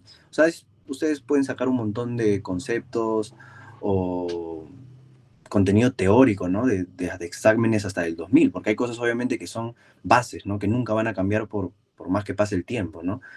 Pero igual con respecto a tal vez manejos, tratamientos, eso siempre tengan un poco de cuidado cuando vean, al menos, bueno, en este año, ¿no? Preguntas del 2020 para atrás, siempre traten de corroborar, ¿ya? Porque hay un montón de cosas, ¿no? Por ejemplo, yo les digo, ¿cuál es el... A ver, una pregunta hacia el aire, ¿no? Al que todos están ya supuestamente terminando, ya tienen que saberlo. Por ejemplo, el IPV, ¿no? La vacuna contra el IPV para la polio. ¿Qué meses se pone en el esquema de vacunación? Cuando yo pongo la polio, bueno, específicamente cuando le pongo la polio intravenosa, que es la SALC, o sea, la IPV, pues, ¿no? La intramuscular. ¿Cuándo pongo esa vacuna? A ver, ¿alguien sabe? ¿En qué meses? 24, 2, 4, 6, 18, 2, 4, 6, ya. Entonces, ¿qué es eso, no? Porque si ustedes ven así bibliografía antigua, tal vez lo que vieron, tal vez cuando ustedes llevaban pediatría, y es más, o sea, también de leer, ¿no? La última norma técnica es la del 2022, pero en la misma norma técnica del 2022 es como que no se ha actualizado la norma, o sea, no hay una norma técnica de vacuna del 2023, del 2024, no hay, pero en la 2022 dice, a partir del año 2023, tal cosa, a partir del año 2024, tal cosa, ¿no? Entonces, lo que nosotros siempre nos han dicho era 2, 4 meses de IPV, 6 meses APO, ¿no? Ya la vía oral, y 18 meses y 4 años de refuerzo igual APO, ¿no? Después, al 2023 te dijeron, no, ya, 2, 4, 6 meses de IPV y los refuerzos con APO, ¿no? 18 meses y 4 años. Ahora no. Entonces, y ahí te dicen la guía, a partir del 2024, 2, 4, 6 y 18 meses, muy bien, Paola, la que ha dicho, es IPV, ¿listo? Entonces la APO ya solo se hace el refuerzo 4 años, nada más. Y eso está en la norma técnica, ¿no? Entonces la importancia, como les digo, de siempre actualizarse, ¿no? Porque imagínense, ¿no? Puede haber una pregunta de cuándo se pone la IPV, pregunta de NAM 2020, ¿no? Entonces ven ahí 2, 4, 6 meses. Entonces eso está correcto en ese año, pero tienen que actualizarse siempre, ¿no? Listo, a ver. ¿Cuál de las siguientes es una hernia congénita? ¿Ya? Congénita, hablamos de la hernia inguinal indirecta. ¿Listo? Muy bien. La técnica de reparación de la hernia inguinal directa, que utiliza el ligamento de Cooper, ¿no? Habíamos hablado, el tendón conjunto, cuando hablamos de las herniorrafias, se puede usar, unir al ligamento inguinal o al ligamento de Cooper que lo teníamos aquí, ¿no? Entonces, muy bien, yo les dije, ¿no? Si se une tendón conjunto con ligamento inguinal, eso es Bassini. Pero si uno tendón conjunto con ligamento de Cooper, que obviamente me cubre hernia femoral, perdón, y hernia inguinal, ambos, por eso le dije McVeigh, eso es técnica de McVeigh, ¿listo? Bassini es tendón conjunto con ligamento inguinal, ¿no? Y por acá creo que también han preguntado eso. A ver, miren esta pregunta, dice, paciente de 70 años con hernia inguinal derecha, ¿no? De varios años de evolución. Yo a veces cuando ven mucho, a veces me he dicho, ven el caso clínico largo, se asustan. Al final la pregunta está en las últimas partes, ¿no? Y créanme que las de casos clínicos son las más sencillas, porque a veces las directas es sabes o no sabes. Así es, así es. Pero en cambio las de caso clínico puedes tener como la opción del descarte, de poder pensar algo, ¿no? Quedarte entre todos al menos, ¿no? Entonces ya bueno. Vemos, paciente de 70 años con hernia inguinal derecha, de varios años de evolución, acude al servicio de emergencia por brusco aumento del volumen herniario. Dolor intenso abdominal, náuseas, vómitos, ausencia de emisiones de heces, ¿no? Ya estamos viendo que es una hernia encarcerada, ¿no? Y está generando obstrucción intestinal, a la exploración física, tumoración dolorosa y dura en la región inguinal derecha, ¿no? Que no se puede reducir, abdomen distendido, con ruidos metálicos, ¿no? Toda la clínica de obstrucción intestinal, y te dice que tiene leucocitosis, ¿listo? Entonces, ¿cuál sería la actitud terapéutica? A ver, ¿cuál creen que sería ahí? ¿Una cirugía urgente? ¿Analgesia relajante? ¿Intentar reducir la hernia? ¿Analgesia antibiótico? Bueno, antibiótico súper descartado, no hemos visto nada de eso. ¿Intervención quirúrgica diferida a las 72 horas? O reducción de hernia y alta domiciliaria. Entonces, ahí también por lógica, o sea, si estamos viendo un paciente adulto mayor, leucocitosis, cuadro agudo de obstrucción intestinal, ¿no? Es más, sin necesidad de haber leído patología herniaria, se dan cuenta que es cirugía urgente, pues, no van a ser diferida a las 72 horas, pues. Como bien venía un paciente con obstrucción intestinal y de por sí ustedes saben que en una obstrucción intestinal, ¿no? Independientemente de la causa, máximo se hace el manejo médico 48 horas, nunca olviden eso, ¿no? Las obstrucciones intestinales altas que son la mayoría, siempre se hace primero sonda, les dije, sonda, hidratación y evalúas 48 horas. Si a las 48 horas no desobstruye, ahí recién ya la parotomía. ¿Listo? Bueno, la eventración emerge. ¿Qué es la eventración? Una hernia que protruye, porque ¿cuál es el antecedente? ¿Cuál sería la alternativa ahí, chicos? Muy bien, por una cicatriz quirúrgica antigua, ¿no? A ver, paciente varón con diagnóstico de hernia inguinal directa. El manejo operatorio de tipo sin tensión consiste en realizar ¿qué técnica? Listense, ¿no? Ya saben cuáles son las de sin tensión. O con malla te pueden poner. ¿Cuál de las siguientes hernias sigue el camino del cordón espermático con el músculo cremaster? A ver, ¿cuál sería? Muy bien. Ya son repetidas, pues, ¿no? Ahí yo les hago una pregunta extra. ¿De qué músculo proviene el músculo cremaster? O sea, porque es más, el ligamento inguinal, también deberían saberlo, proviene de la aponeurosis del oblicuo mayor. Aponeurosis del oblicuo mayor. Y el músculo cremaster también proviene de uno de estos tres músculos de la pared abdominal. ¿De quién? ¿Saben? ¿Alguno? ¿Ha leído? Músculo cremaster. En anatomía de la parte del aparato masculino, son cosas puntuales que tienen que saber. ¿Alguien sabe? Es una prolongación de la aponeurosis del oblicuo menor, del oblicuo menor, ¿ya? Acuérdense que tenemos dos músculos en la bolsa escrotal, el cremaster y el dartos, ¿listo? Entonces el cremaster es músculo esquelético, ¿listo? Que proviene del oblicuo menor. Y el dartos es músculo liso, ¿listo? Datos puntuales, ¿ya? Bueno, hernias que tienen más riesgo de estrangularse, ya, sencilla. ¿Cuál es la hernia que tiene más riesgo de estrangularse?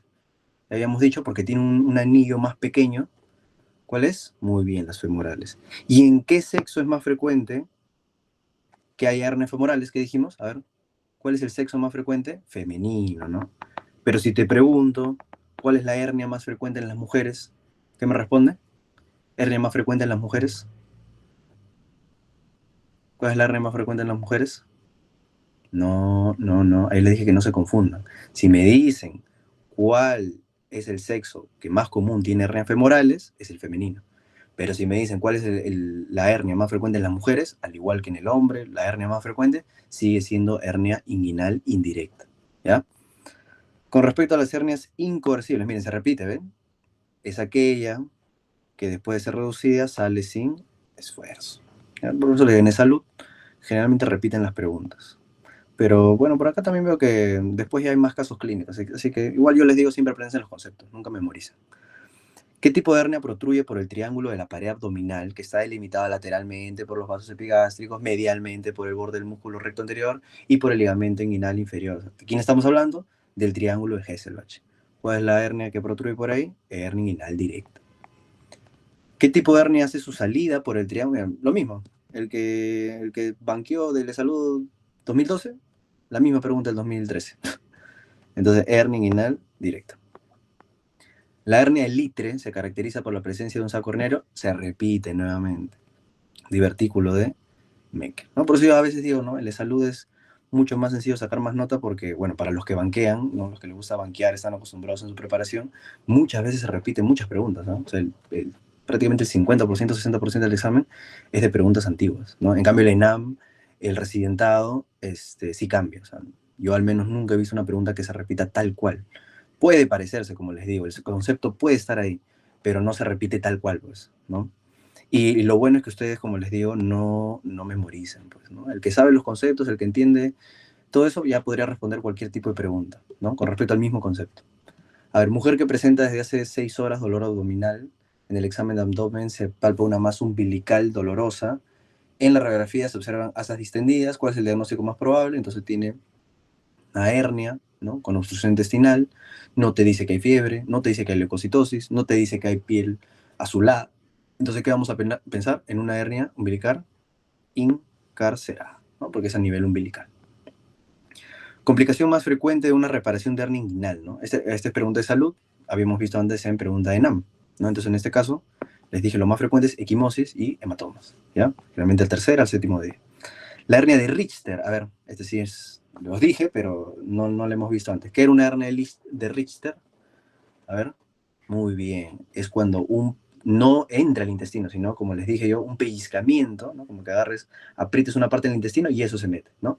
Específicamente, ¿qué borde? El borde antimesentérico. ¿Listo? ¿Cómo se denomina la hernia que sale medial a los vasos epigástricos inferiores? ¿Cómo se llama la hernia que pasa medial? Muy bien, hernia inguinal directa, medial. ¿Cuál es la hernia inguinal más frecuente en las mujeres? ¿Ven? Ahí lo que les dije. ¿Cuál es la hernia inguinal más frecuente en las mujeres? Es la inguinal indirecta. ¿Ya? Muy bien, para que no se confunda. A ver, esta de Nyhus, que yo le dije, Nyhus y apréndase, ¿no? Dice, si el saco de una hernia inguinal emerge por el triángulo de Hesselbach, o sea, está hablando de una hernia directa, usted estaría ante una hernia en la clasificación de Nyhus, ¿cuál? A ver, ¿cuál sería eso si es una hernia directa? Muy bien, ¿no? Entonces yo les dije, Nyhus sirve para hernias inguinales, ¿no? Indirectas, perdón. Entonces cuando habla de uno es sin anillo dilatado, o sea, normal. Solo es un saco herniario. 2 es anillo dilatado. ¿Ya? 3, el 3B es el que te habla de indirecta, ¿no? Que te dice con desplazamiento de vasos epigástricos inferiores. O también, ojo, te puede decir con destrucción de la fascia transversalis. ¿Listo? No necesariamente si te dice destrucción de la fascia transversalis significa que esté hablando de una hernia directa, sino que es una hernia inguinal indirecta tan grande que ha destruido la fascia transversal. Entonces, ojo, lean bien la pregunta, ¿ya? Porque si te dice una hernia que sale, ¿no? Por un debilitamiento de la fascia transversalis, ¿no? O en el triángulo de Hesselbach, o en la pared posterior, o sea, ahí sí te están hablando de hernia directa, ¿ya? Pero si te dice una hernia, ¿no? Que llega a destruir la fascia transversalis, ¿listo? Eso es porque es una hernia inguinal indirecta que es muy grande, ¿ya? Ojo. Entonces, 3B es indirecta con desplazamiento de vasos epigástricos inferiores, no. Y la 3A dijimos que era la hernia directa, y la 3C, C de crural, es una hernia crural. Por lo tanto, acá te están hablando de una hernia inguinal directa, por lo tanto, muy bien, lo que han marcado sería 3A, 3A, porque te están diciendo que protruye por el triángulo de Hesselbach, una hernia directa, ¿listo? ¿Ya? Y estas últimas dos, a ver. ¿Cuál es el tipo de hernia que desciende por el conducto espermático paralelo al cremastro? Ya se repite, indirecta. Y finalmente, ¿cuál es la hernia inguinal más frecuente que se complica en las mujeres? Miren la diferencia. Una cosa es cuál es la hernia inguinal más frecuente en las mujeres, cuál es la hernia más frecuente que se complica, ¿no? En general, la hernia, bueno, aquí está mal, esto es no debería ser hernia inguinal, porque hernia inguinal ya es un tipo de hernia, ¿no? ¿Cuál es el tipo de hernia, no? Entonces acá sería muy bien femoral. Ya saben que la femoral, en general, en el hombre, en la mujer, es quien con más frecuencia se complica. ¿Listo? Entonces obviamente las preguntas de salud son como que más directas, ¿no? Un nivel menor. Han visto las de NAM, hablamos también como que yo lo veo también menor más o menos. Pero ahora vamos con las de residentado. ¿Ya? Las de residentado médico, porque también les he puesto subespecialidad. O sea, ya estamos en un nivel ya como que... Pero que se puede, como les digo, se puede responder con toda la teoría que hemos visto. ¿Ya? A ver, dice, paciente acude con dolor abdominal, náuseas, vómitos de contenido fecaloideo. Bueno, si es contenido fecaloideo, posiblemente hasta allá sea una obstrucción intestinal baja. ¿Listo? Intestinal baja. Examen masa inguinal derecha, no reductible, compatible con hernia, por lo que el paciente es operado. Usted diagnostica hernia inguinal indirecta, ¿no? ¿Qué caracteriza ese tipo de hernia? Mira lo que te preguntaron. ¿Qué caracteriza la hernia inguinal indirecta? A ver, ¿cuál sería? A ver, ahí ponen avión, otro, muy bien, pues, ¿no? Se ubica lateral a los vasos epigástricos inferiores. Ya, los demás nada que ver, protruye por el poro posterior, no, pasa a través del conducto femoral, nada que ver, medial, no. ¿Es más frecuente en mujeres? No. En general, las hernias inguinales es más frecuente en varones, ¿no? Mujer de 34 años acude a emergencia por dolor abdominal de inicio súbito, luego de haber realizado esfuerzo, dolor abdominal difuso, leve reacción peritoneal y en región inguinocrural izquierda se encuentra tumoración dolorosa irreductible. Se indica cirugía y en el procedimiento se encuentra una hernia crural donde la porción antimesentérica del intestino estaba atrapada dentro del saco herniario, ¿no? ¿Cómo se llama cuando el borde antimesentérico está atrapado o está dentro del saco? Muy bien, ¿no? Hernia de Richter. Listo. ¿Cuál es la mejor conducta en cirugía de hernia? Miren, esta es su especialidad, pero ojo, yo digo, cuando uno usa la lógica, puede responder las preguntas, ¿listo? Porque dice, ¿cuál es la mejor conducta en cirugía de una hernia con abordaje anterior ante la sospecha que encontrar una hernia por deslizamiento. A ver, ¿qué es una hernia por deslizamiento? A ver, primero, ¿no? Tienen que saber ese concepto como para ustedes decir, pucha, que esta pregunta, ¿qué será? Pues, ¿cuál será, no? Pero ¿cuál es qué es una hernia por deslizamiento, ¿no? Como para ahí al menos sacar una vía, ¿no? Por dónde responder la pregunta. A ver, ¿quién me dice? ¿Quién recuerda qué es una hernia por deslizamiento?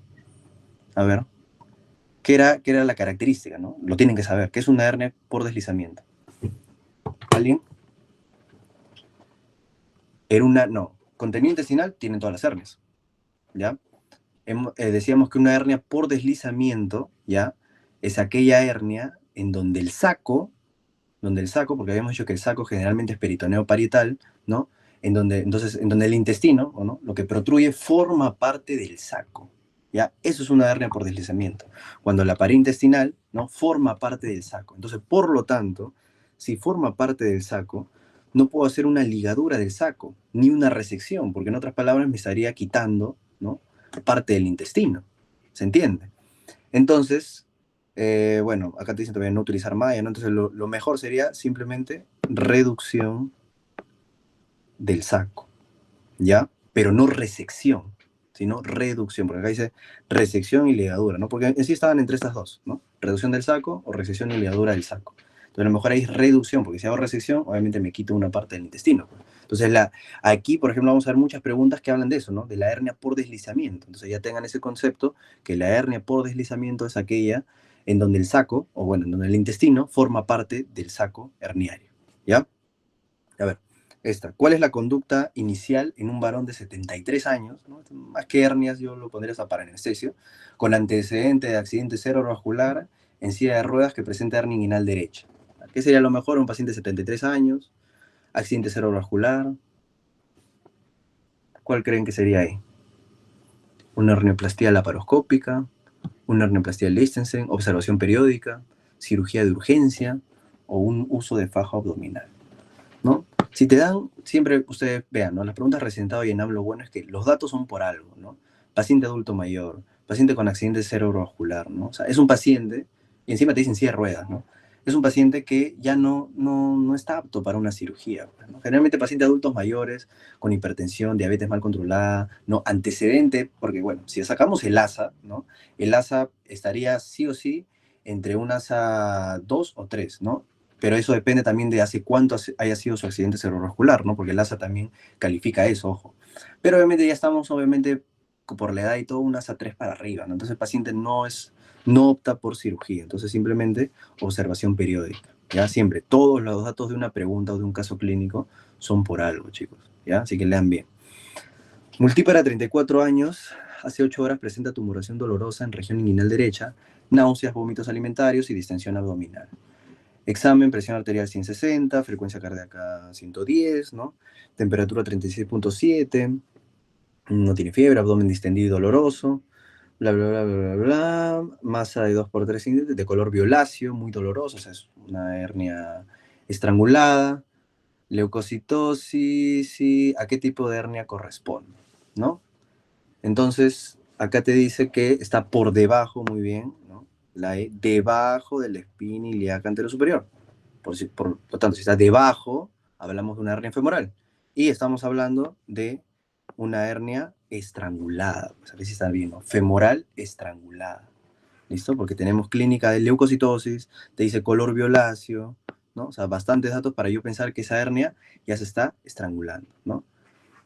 Muy bien, Itzaúl, ¿no? ACV menor de 3 meses es una SAC ya 4. ¿Listo? ¿Cuál es la complicación en una intervención quirúrgica de una hernia inguinal cuando se intenta reducir el saco inguinoescrotal y se lesiona el plexo pampiniforme? Entonces tú dices ahí, pucha, esto no lo repasé en el repaso teórico del doctor. ¿Pero qué es el plexo pampiniforme, pues? Así, si alguien recuerda, tienen que saberlo, ¿no? Es patología urológica también. Alguien cuando hablamos del varicocele, ¿no? Por ejemplo, es la distensión del plexo pampiniforme. Es parte bueno, es en las venas, ¿no? Es la parte vascular, ¿no? Entonces ya lógica de estudiante de medicina, de médico, ¿listo? Plexo pampiniforme, ¿no? Es un plexo venoso. Si te dice que selecciona, ¿no? Un conducto sanguíneo ¿Cuál sería la complicación? Poca circulación. No, poca circulación. Ah, bueno, no, ya, claro, claro, claro. Está mal. O sea, creo que ya está, pero igual está bien su lógica, ojo, con el tema de hematoma, ¿ya? Pero la lesión del plexo panfiniforme, ¿ya? O sea, porque ahí te dice, bueno, solo te dice cuál es la complicación, ¿no?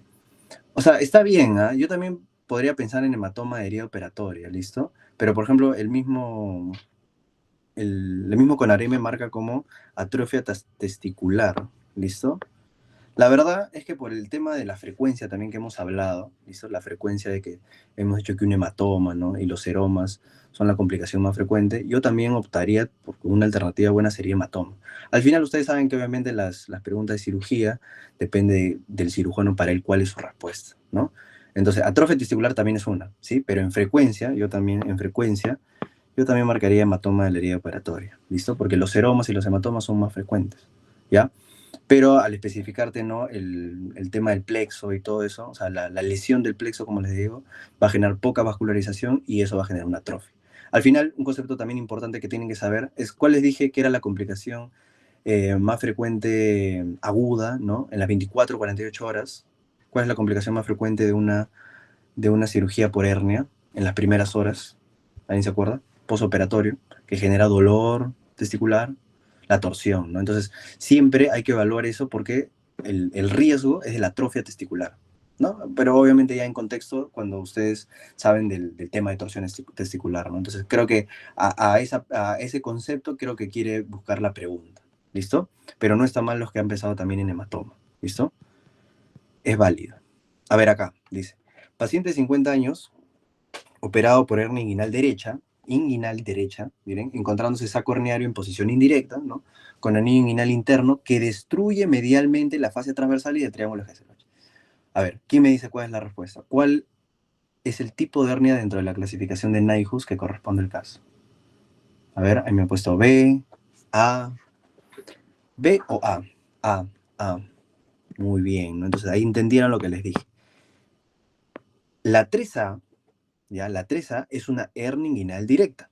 ¿Ya? O sea, si me dicen, se observa una hernia que protruye por la pared posterior, que protruye por el triángulo de Hesselbach, que protruye medialmente a los vasos epigástricos inferiores, ¿no? Pero acá te dice que tiene una hernia indirecta, ¿no? Que su anillo se ha destruido, ¿no? Medialmente hasta destruir la fascia transversalis. Entonces eso les dije, ¿no? La 3B, perdón, es tan grande que desplaza los vasos epigástricos y puede llegar hasta romper la fascia transversalis, pero sigue hablando de una hernia inguinal indirecta. Entonces, ojo con esa pregunta, ¿eh? Porque yo, o sea, entiendo, ¿no? El que, digamos, no lo comprende muy bien, se podría equivocar, ¿no? Y eso es un punto. Acuérdense que una pregunta recientada vale oro, ¿ya? Entonces, ojo, ojo, ojo con ese datito, ¿listo? Entonces, 3B es una hernia inguinal indirecta muy grande, que puede llegar a destruir fascias transversales.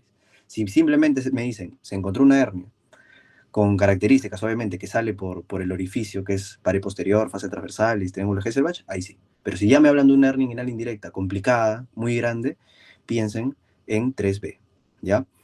¿Cuál es la complicación más frecuente de las cirugías de hernia con técnica abierta? A ver, ahí, por ejemplo, no hay el tema de, bueno, hay, por ejemplo, lo que dijimos, ¿no? Las técnicas abiertas que ahora se trata de no usar, ¿no? Porque hemos dicho que lo laparoscópico se está viendo, ¿no? Pero bueno, este es de 2017 encima, entonces obviamente en ese año todo es abierto. ¿Cuál es la complicación más frecuente, no? ¿Cuál es la complicación más frecuente en general, ¿no? En los pacientes posoperados. Esa sería la pregunta, ¿no? Y la respuesta, el dolor, ¿ya? El dolor crónico. Porque las recidivas sí son una complicación también, pero acá no te especifica qué tipo de cirugía estás utilizando, ¿no? Las recidivas son en las herniorrafías, o norrafias, perdón, ¿no? Que habíamos hablado Bassini, McVeigh, ¿no? En eso son muy, muy frecuentes las recidivas, ¿listo? Pero acá simplemente te dice hernia con técnica abierta. Entonces, técnica abierta es herniografía, hernioplastía, ¿no? Sin contar TEP y TAP. O sea, todo lo que es, obviamente, una cirugía de hernia, ¿no? Liechtenstein, todo eso. Entonces, obviamente, la complicación más frecuente que van a tener los pacientes es dolor. Es más, obviamente, si me preguntas entre seroma y hematoma, ¿no? Esas son como complicaciones de más frecuente, por así decirlo. Es que el dolor más que complicación, lo tomo como clínica o síntoma que se puede producir después de una cirugía. ¿Me entiendes? Entonces, si ven dolor, es lo más frecuente en general. Después de casi cualquier operación, siempre va a haber ese dolor. Por eso el paciente para con analgésicos y todo. ¿Ya? Entonces, en esa respuesta es dolor crónico. A ver, ¿cuál es la hernia de la región inguinal con mayor riesgo de estrangulamiento? Sencillo. Muy bien, femoral. ¿Ya? Entonces, facilita, miren, y subespecialidad. La subespecialidad se supone que son las de más nivel. A ver, acá dice, paciente acude con dolor abdominal, náuseas y vómitos y de contenido fecaloideo, examen masa inguinal derecha, no reductible y compatible con hernia, por lo que el paciente es operado. Usted diagnostica hernia inguinal indirecta. ¿Qué característica tiene? Acá, quien me ayuda a hacer los materiales, acá estas alternativas no son, chicos, ¿ya? Pero la alternativa es la que hemos visto, ¿no? A ver, ¿cuál me dijo que era? El de se ubica lateralmente. Se ubica lateral a los vasos epigástricos inferiores. ¿Ya? Esa es la respuesta. ¿Listo? Ahí igual yo les he dejado entre paréntesis los años, si ustedes quieren buscar, ¿no? Banquear. Y en esta también hay un error, esas no son preguntas, porque dice varón de 80 años con diagnóstico de hernia inguinal derecha, sin síntomas y con un nivel de riesgo alto, ¿no? Lo mismo, ¿no? Lo mismo que el paciente de 73 años, ¿no? Se repite el mismo concepto, ¿no? ¿Cuál es su conducta más apropiada? Ahí es no operación. ¿Listo? Entonces ya tienen ese concepto. Paciente adulto mayor, bueno, eso es parte del ASA, también lo veo más que todo, pero esos pacientes no se operan, ¿no? Ya, ahora sí, acá. Varón, varón de 45 años con hernia inguinal derecha no complicada durante la intervención quirúrgica, el cirujano evidencia que el saco herniario protruye por fuera de los vasos epigástricos y como contenido el ciego. De acuerdo con la clasificación, a ver qué sería. Te dice, protruye por fuera, ¿no? O sea, si digo por fuera, obviamente estamos hablando de lateral, ¿no? Entonces es una hernia inguinal indirecta, ¿no? ¿Y qué te dice? Protruye por fuera. Mm,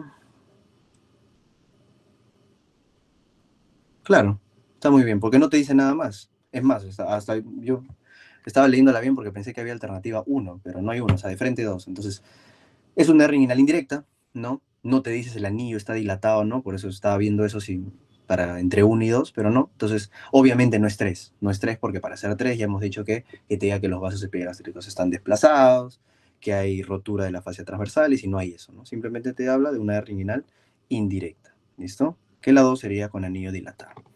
Acá, miren, ¿cuál es la hernia que en la clasificación de Nyhus es de tipo 4D? ¿Cuál habíamos dicho que era 4? 4 eran aquellas hernias que eran recurrentes. Y de ahí el ABC, ¿no? Era lo mismo. A, recurrentes directas. B, recurrentes indirectas. C, recurrentes crurales. Y D, que eran recurrentes mixtas. Por lo tanto, sería acá combinada. Eso es todo lo que hemos visto. No van a decir, no, doctor, no me enseñó eso. Mixtas es lo mismo que combinada. Pues. ¿Ya? Varón de 60 años presenta tumoración no reductible en región inguinal izquierda desde hace 10 años. Asintomático, examen, presión arterial 140-80, frecuencia normal, temperatura normal, saturación normal, abdomen blando, depresible, no doloroso. Se palpa masa en región inguinocrural de 10 por 10 centímetros, no reductible. Laboratorio hemoglobina 12, hemograma normal, ecografía no concluyente. En el intraoperatorio se encuentra parte del colon sigmoideo constituyendo, ¿no? Colon sigmoideo constituyendo la pared del saco. ¿Cómo se le llama? Aquella hernia en donde el intestino, ¿no? O lo que protruye forma parte del saco. Muy bien, hernia por deslizamiento. Ya se dan cuenta que en la residencia sí toman mucho ese concepto. Por ejemplo, por deslizamiento no hemos visto en preguntas de NAM, no hemos visto en preguntas de salud, ¿listo? Pero acá ya vemos hasta 2 preguntas con esta que nos hablan de la hernia por deslizamiento. Tienen que saber. A ver, de acuerdo a la etiopatogenia de las hernias inguinales, ¿qué tipo de hernia se relaciona con la criptorquidia? A ver, lógica. Muy bien, la hernia inguinal indirecta. ¿Ya? Obviamente, como está en la parte del canal inguinal, que puede llegar a la bolsa escrotal, también se relaciona con la criptorquidia, que es el no descenso de los testículos. ¿Listo? ¿Cuál es el tipo de hernia en el que solo una parte de la circunferencia del intestino es atrapada? O sea, un pellizco. Muy bien, ya lo saben, ya, Richter. Luego dice, el signo clínico del dolor del muslo irradiado a la rodilla que se encuentra al flexionar una pierna sobre el muslo y girarla sobre su eje es característico de qué tipo de hernia? A ver. ¿Qué me dice aquí? B. A ver, otra persona que se quiera arriesgar. C. Ya. Entonces yo siempre les digo, acá va lo que yo digo, ¿no? Banquear es importante, porque si por mí, obviamente, cuando les enseño se me escapa un concepto, acá en el banqueo yo puedo aprovechar en responderlo, ¿no? Acá es hernia obturatriz, ¿listo? Entonces, ¿qué es la hernia obturatriz? La hernia obturatriz es cuando su orificio es por el agujero obturador, ¿no? Por eso se llama. Que este agujero obturador, acuérdense que está entre el músculo, ¿ya? Obturador interno y externo, ¿no? Sencillo. Ahora, ¿por qué es tan importante? Me parece también importante, es la única pregunta que creo que es de hernia obturatriz, ¿listo? Pero es una hernia de la pared pelviana, ¿listo? Por el agujero obturador está en la pelvis. Entonces, habíamos dicho que no todas las hernias, les dije entonces, que son por protrusión de la pared abdominal, ¿ya? Entonces, protruye por eso, entonces como es en la parte baja, no es en la parte abdominal, esto es muy frecuente, por ejemplo, en mujeres ancianas, ¿no? Mujeres ancianas multíparas, ¿ya? Que tiene una debilidad del piso pélvico, ¿no? Como los prolapsos, ¿no? Entonces, mujeres ancianas que han sido multíparas y la obstrucción, ¿listo? Genera obstrucción muchas veces, obstrucción intestinal y dolor en la cara medial del muslo, ¿ya? Dolor en la cara medial del muslo, ¿listo? Porque ahí está el agujero obturatriz. Y ese signo que está hablando es un signo que también podemos encontrar, que es el famoso signo de Howship, ¿ya? Signo de Howship o signo de Pumber, ¿ya? Más que todo lo he visto como Howship, ¿ya? ¿Qué es ese signo de Howship? Dolor que se irradia al muslo, ¿listo? Al mover la cadera, ¿listo? Un dolor que se irradia al muslo al mover la cadera es el famoso signo de Howship, ¿listo? Y eso es característico de una hernia obturatriz. Entonces, ahí tienen datos de hernia obturatriz, ¿ya? La hernia más importante, pélvica. Desde el punto de vista topográfico, ¿cómo se conoce a la hernia que se forma en la región lumbar, miren, de la cara posterior del abdomen? ¿Cuáles eran las hernias lumbares? Dos, ¿no? Griffin y Petit. ¿Cuál era más frecuente, Griffin o Petit? ¿Quién me dice? ¿Cuál le dije que era más frecuente? Obviamente acá está muy bien, Petit, que es el inferior, ¿no? Pero ¿cuál es más frecuente? Muy bien, Griffin. ¿Listo? Siguiente, mujer de 57 años que desde hace 10 horas presenta tumoración dolorosa, irreductible en región inguinal derecha, luego de realizar esfuerzo. Se acompaña de náuseas, vómitos alimentarios, ¿no? Presión normal, temperatura, bueno, febrícula, abdomen distendido y doloroso, a predominio de mi abdomen inferior. Tumoración violácea irreductible en región inguinocrural derecha, que protruye por debajo del ligamento inguinal, ¿no? Entonces, nuevamente, tenemos una hernia que ya tiene signos de isquemia, ya bueno, ya sabemos que tiene obstrucción y está por debajo del ligamento inguinal, por lo tanto, es una hernia crural, muy bien estrangulada. En la formación de una hernia intervienen varios factores. Ahí está lo que les dije, ¿no? ¿Cuál es más prepotente? ¿Qué es lo más importante? Aumenta la presión intraabdominal, por lo tanto, obesidad. Obesidad, muy bien. ¿Cuál de las siguientes entidades patológicas juega un papel preponderante en la génesis de una hernia abdominal? Igual, lo mismo. Entonces, diabetes, nada que ver, hipertensión tampoco, insuficiencia cardíaca tampoco, cálculos renales tampoco. Muy bien, miren, algo que uno diría tos crónica, ¿pero por qué tos crónica? Porque aumenta la presión abdominal. Entonces, si yo cambio tos crónica y te pongo EPOC, también sería la alternativa, ¿no? Porque el EPOC también genera tos crónica, ya saben. En personas no operados, los casos de obstrucción intestinal se ven con mayor frecuencia en aquellos con diagnóstico de, les dije, ¿no? Hernia, ojo, hernia inguinal, ¿no? Segunda causa más frecuente de obstrucción intestinal, hernia inguinal. Durante la intervención quirúrgica de una hernia inguinal, el cirujano decide la construcción de un nuevo piso del canal inguinal, suturando el tendón conjunto, miren, el 2020, ¿eh? No tan lejano, tendón conjunto con ligamento inguinal. ¿Cómo se llama eso? Muy bien, Bassini. Varón de 54 años hace 2 días presenta tumoración dolorosa en pared lateral derecha del abdomen. Miren, pared lateral, ya por ahí ya más o menos ya pueden pensar, que se acompaña de sensación nauseosa e indistensión. O sea, está encarcerada. Presión un poquito elevada, abdomen distendido, se palpa masa que protruye por el lado derecho lateral al estuche de los rectos, ¿no? ¿Cómo se llama? ¿Cuál es esa hernia? La que pasa lateral al estuche de los rectos. A ver, ¿quién se acuerda? Lateral, no. Lateral al estuche de los rectos. La hernia que se genera por una debilidad por debajo, ¿no? Cuando hablamos del estuche de los rectos del largo de Douglas, por debajo dijimos que las aponeurosis pasaban por adelante y atrás se genera un debilitamiento que era la línea semilunar de Spiegel, ¿no? Y por ahí sale la hernia de Spiegel.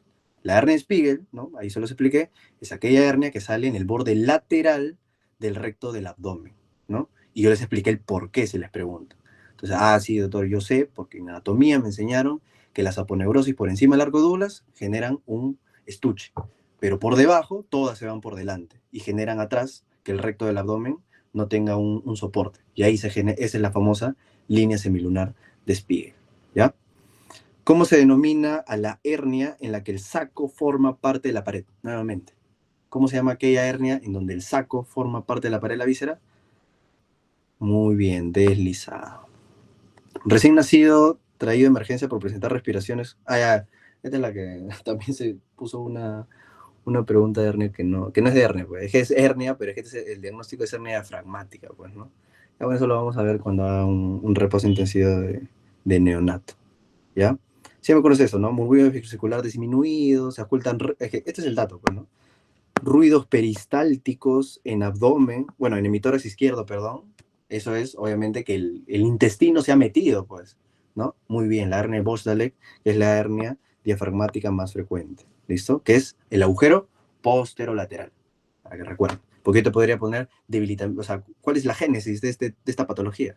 Debilitamiento del agujero posterolateral diafragmático, ¿listo?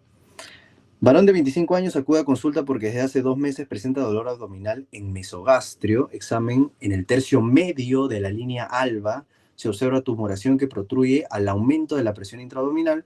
Se palpa el defecto de 1.2 centímetros, no flogosis. ¿Cuál es el diagnóstico? Si me dicen en la línea alba, no se confundan, es una hernia, muy bien, una hernia epigástrica. La línea alba es otras definiciones te ponen la hernia epigástrica es aquella que protruye por la línea alba, ¿listo? O por encima, en la línea media, por encima del ombligo, ¿listo? A ver, en las hernias inguinales por deslizamiento, ¿qué debe considerarse primariamente en la cirugía de reparación?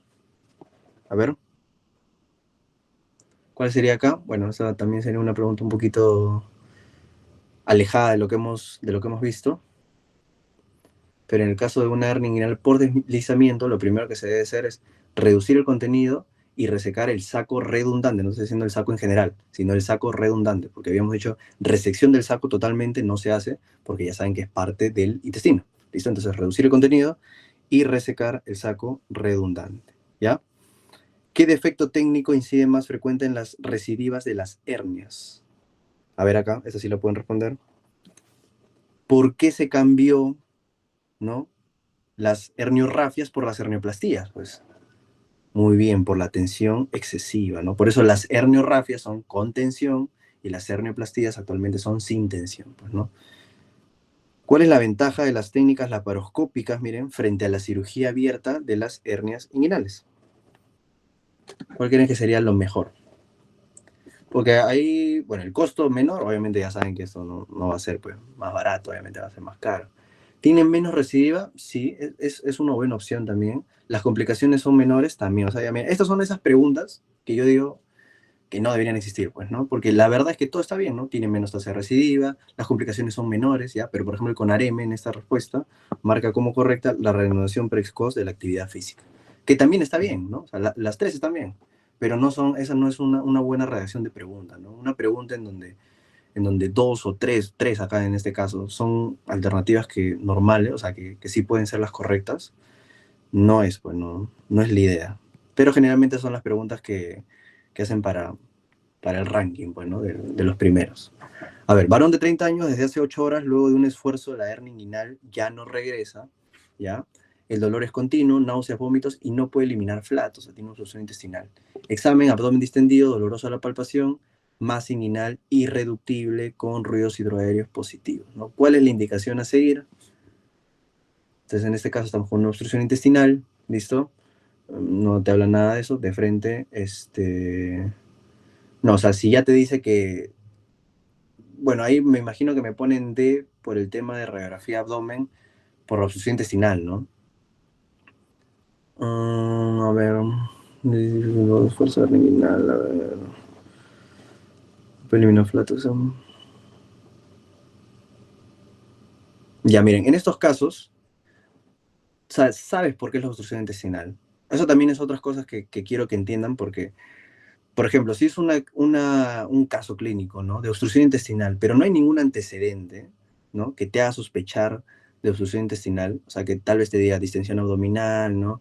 No hay eliminación de flatos, ¿no? Ahí, y hasta que te den el antecedente que se ha operado, igual se le pide una radiografía siempre, ¿no? Pero en este caso, ¿no? Te dice que ya el examen físico está distendido, ¿no? Dolorosa palpación y hay masa inguinal irreductible. O sea, ya tienes una tumoración, ¿no? Tú te pones a plantear como médico, ¿no? Si ya tengo una masa, ¿no? Tengo una masa ahí que no es reducible, o sea, tengo un bolón ahí, y tengo clínica de obstrucción intestinal, ¿ya? ¿Para qué le voy a pedir radiografía de tórax? Perdón, de abdomen. O sea, lo único que voy a hacer es ver lo que ya sé que voy a ver, que va a haber obstrucción. Entonces, no me va a dar ningún beneficio, ¿me entiendes? Entonces, lo que tengo que hacer ahí es simplemente ya cirugía de emergencia, ¿ya? Porque ya sé que la obstrucción intestinal es por una hernia, ¿listo? Varón de 30 años portador de una hernia inguinal derecha de 5 años de evolución llega a la emergencia porque hace 5 horas la hernia se tornó dura, muy dolorosa, no reducible y fiebre, ¿no? Ya miren, fiebre. Examen, tumoración inguinal derecha, es caliente y sensible con cambios de coloración en la piel, ¿no? ¿Qué tipo de hernia presenta? Hernia estrangulada. Bien, ese es recetado médico 2023. Varón de 56 años acude a emergencia porque desde hace 15 horas la hernia inguinal derecha se le ha atascado. Distensión abdominal, vómitos, tumoración inguinal derecha no reductible, dolorosa, ¿no? ¿Cuál es la conducta a seguir?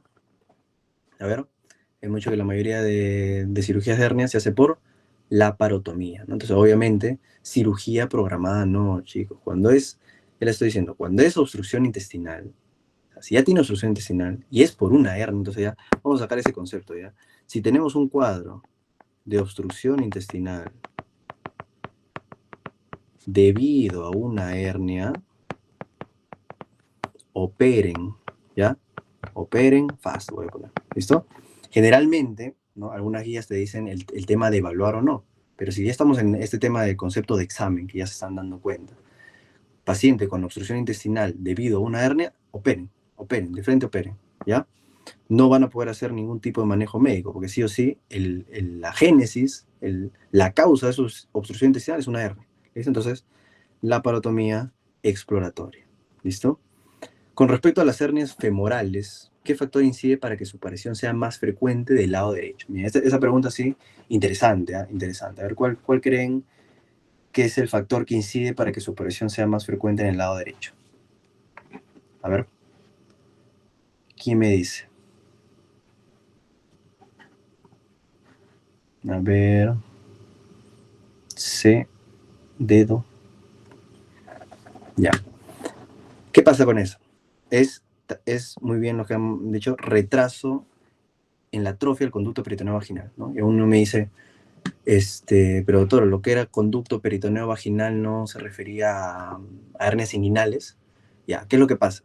El retraso en el cierre del proceso peritoneo vaginal, ¿listo? Durante el desarrollo embrionario, el lado derecho suele cerrar más tarde que el izquierdo. ¿Y eso por qué es importante?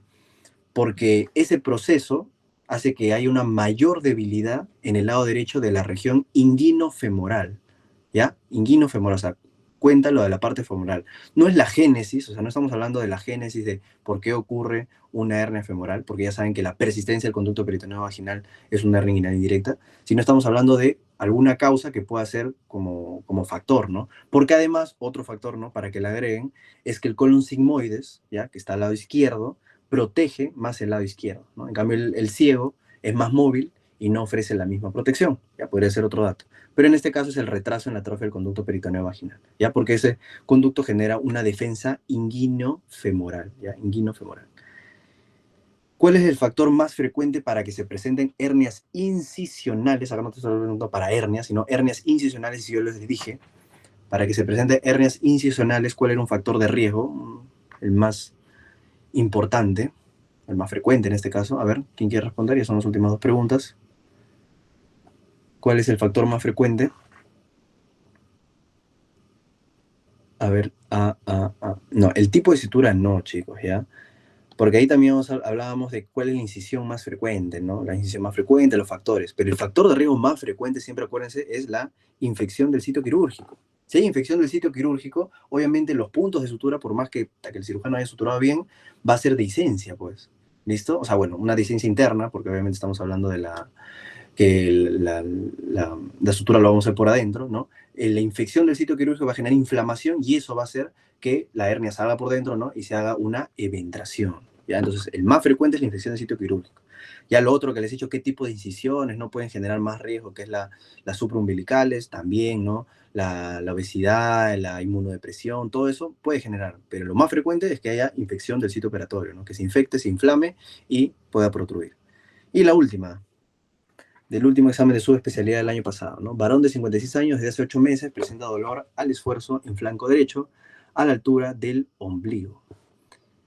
Antecedentes no contributorios, examen dolor a la palpación en flanco derecho, ecografía, defecto de 2 por 2 centímetros, por debajo de la línea arqueada, ¿no? Y por fuera del borde externo del músculo recto. ¿Cuál es el diagnóstico más probable? ¿Cuál es la hernia que sale en el borde externo del músculo recto? Muy bien, hernia de Spear. ¿Listo? Y con eso terminamos de resolver todas las preguntas de hernia. Entonces yo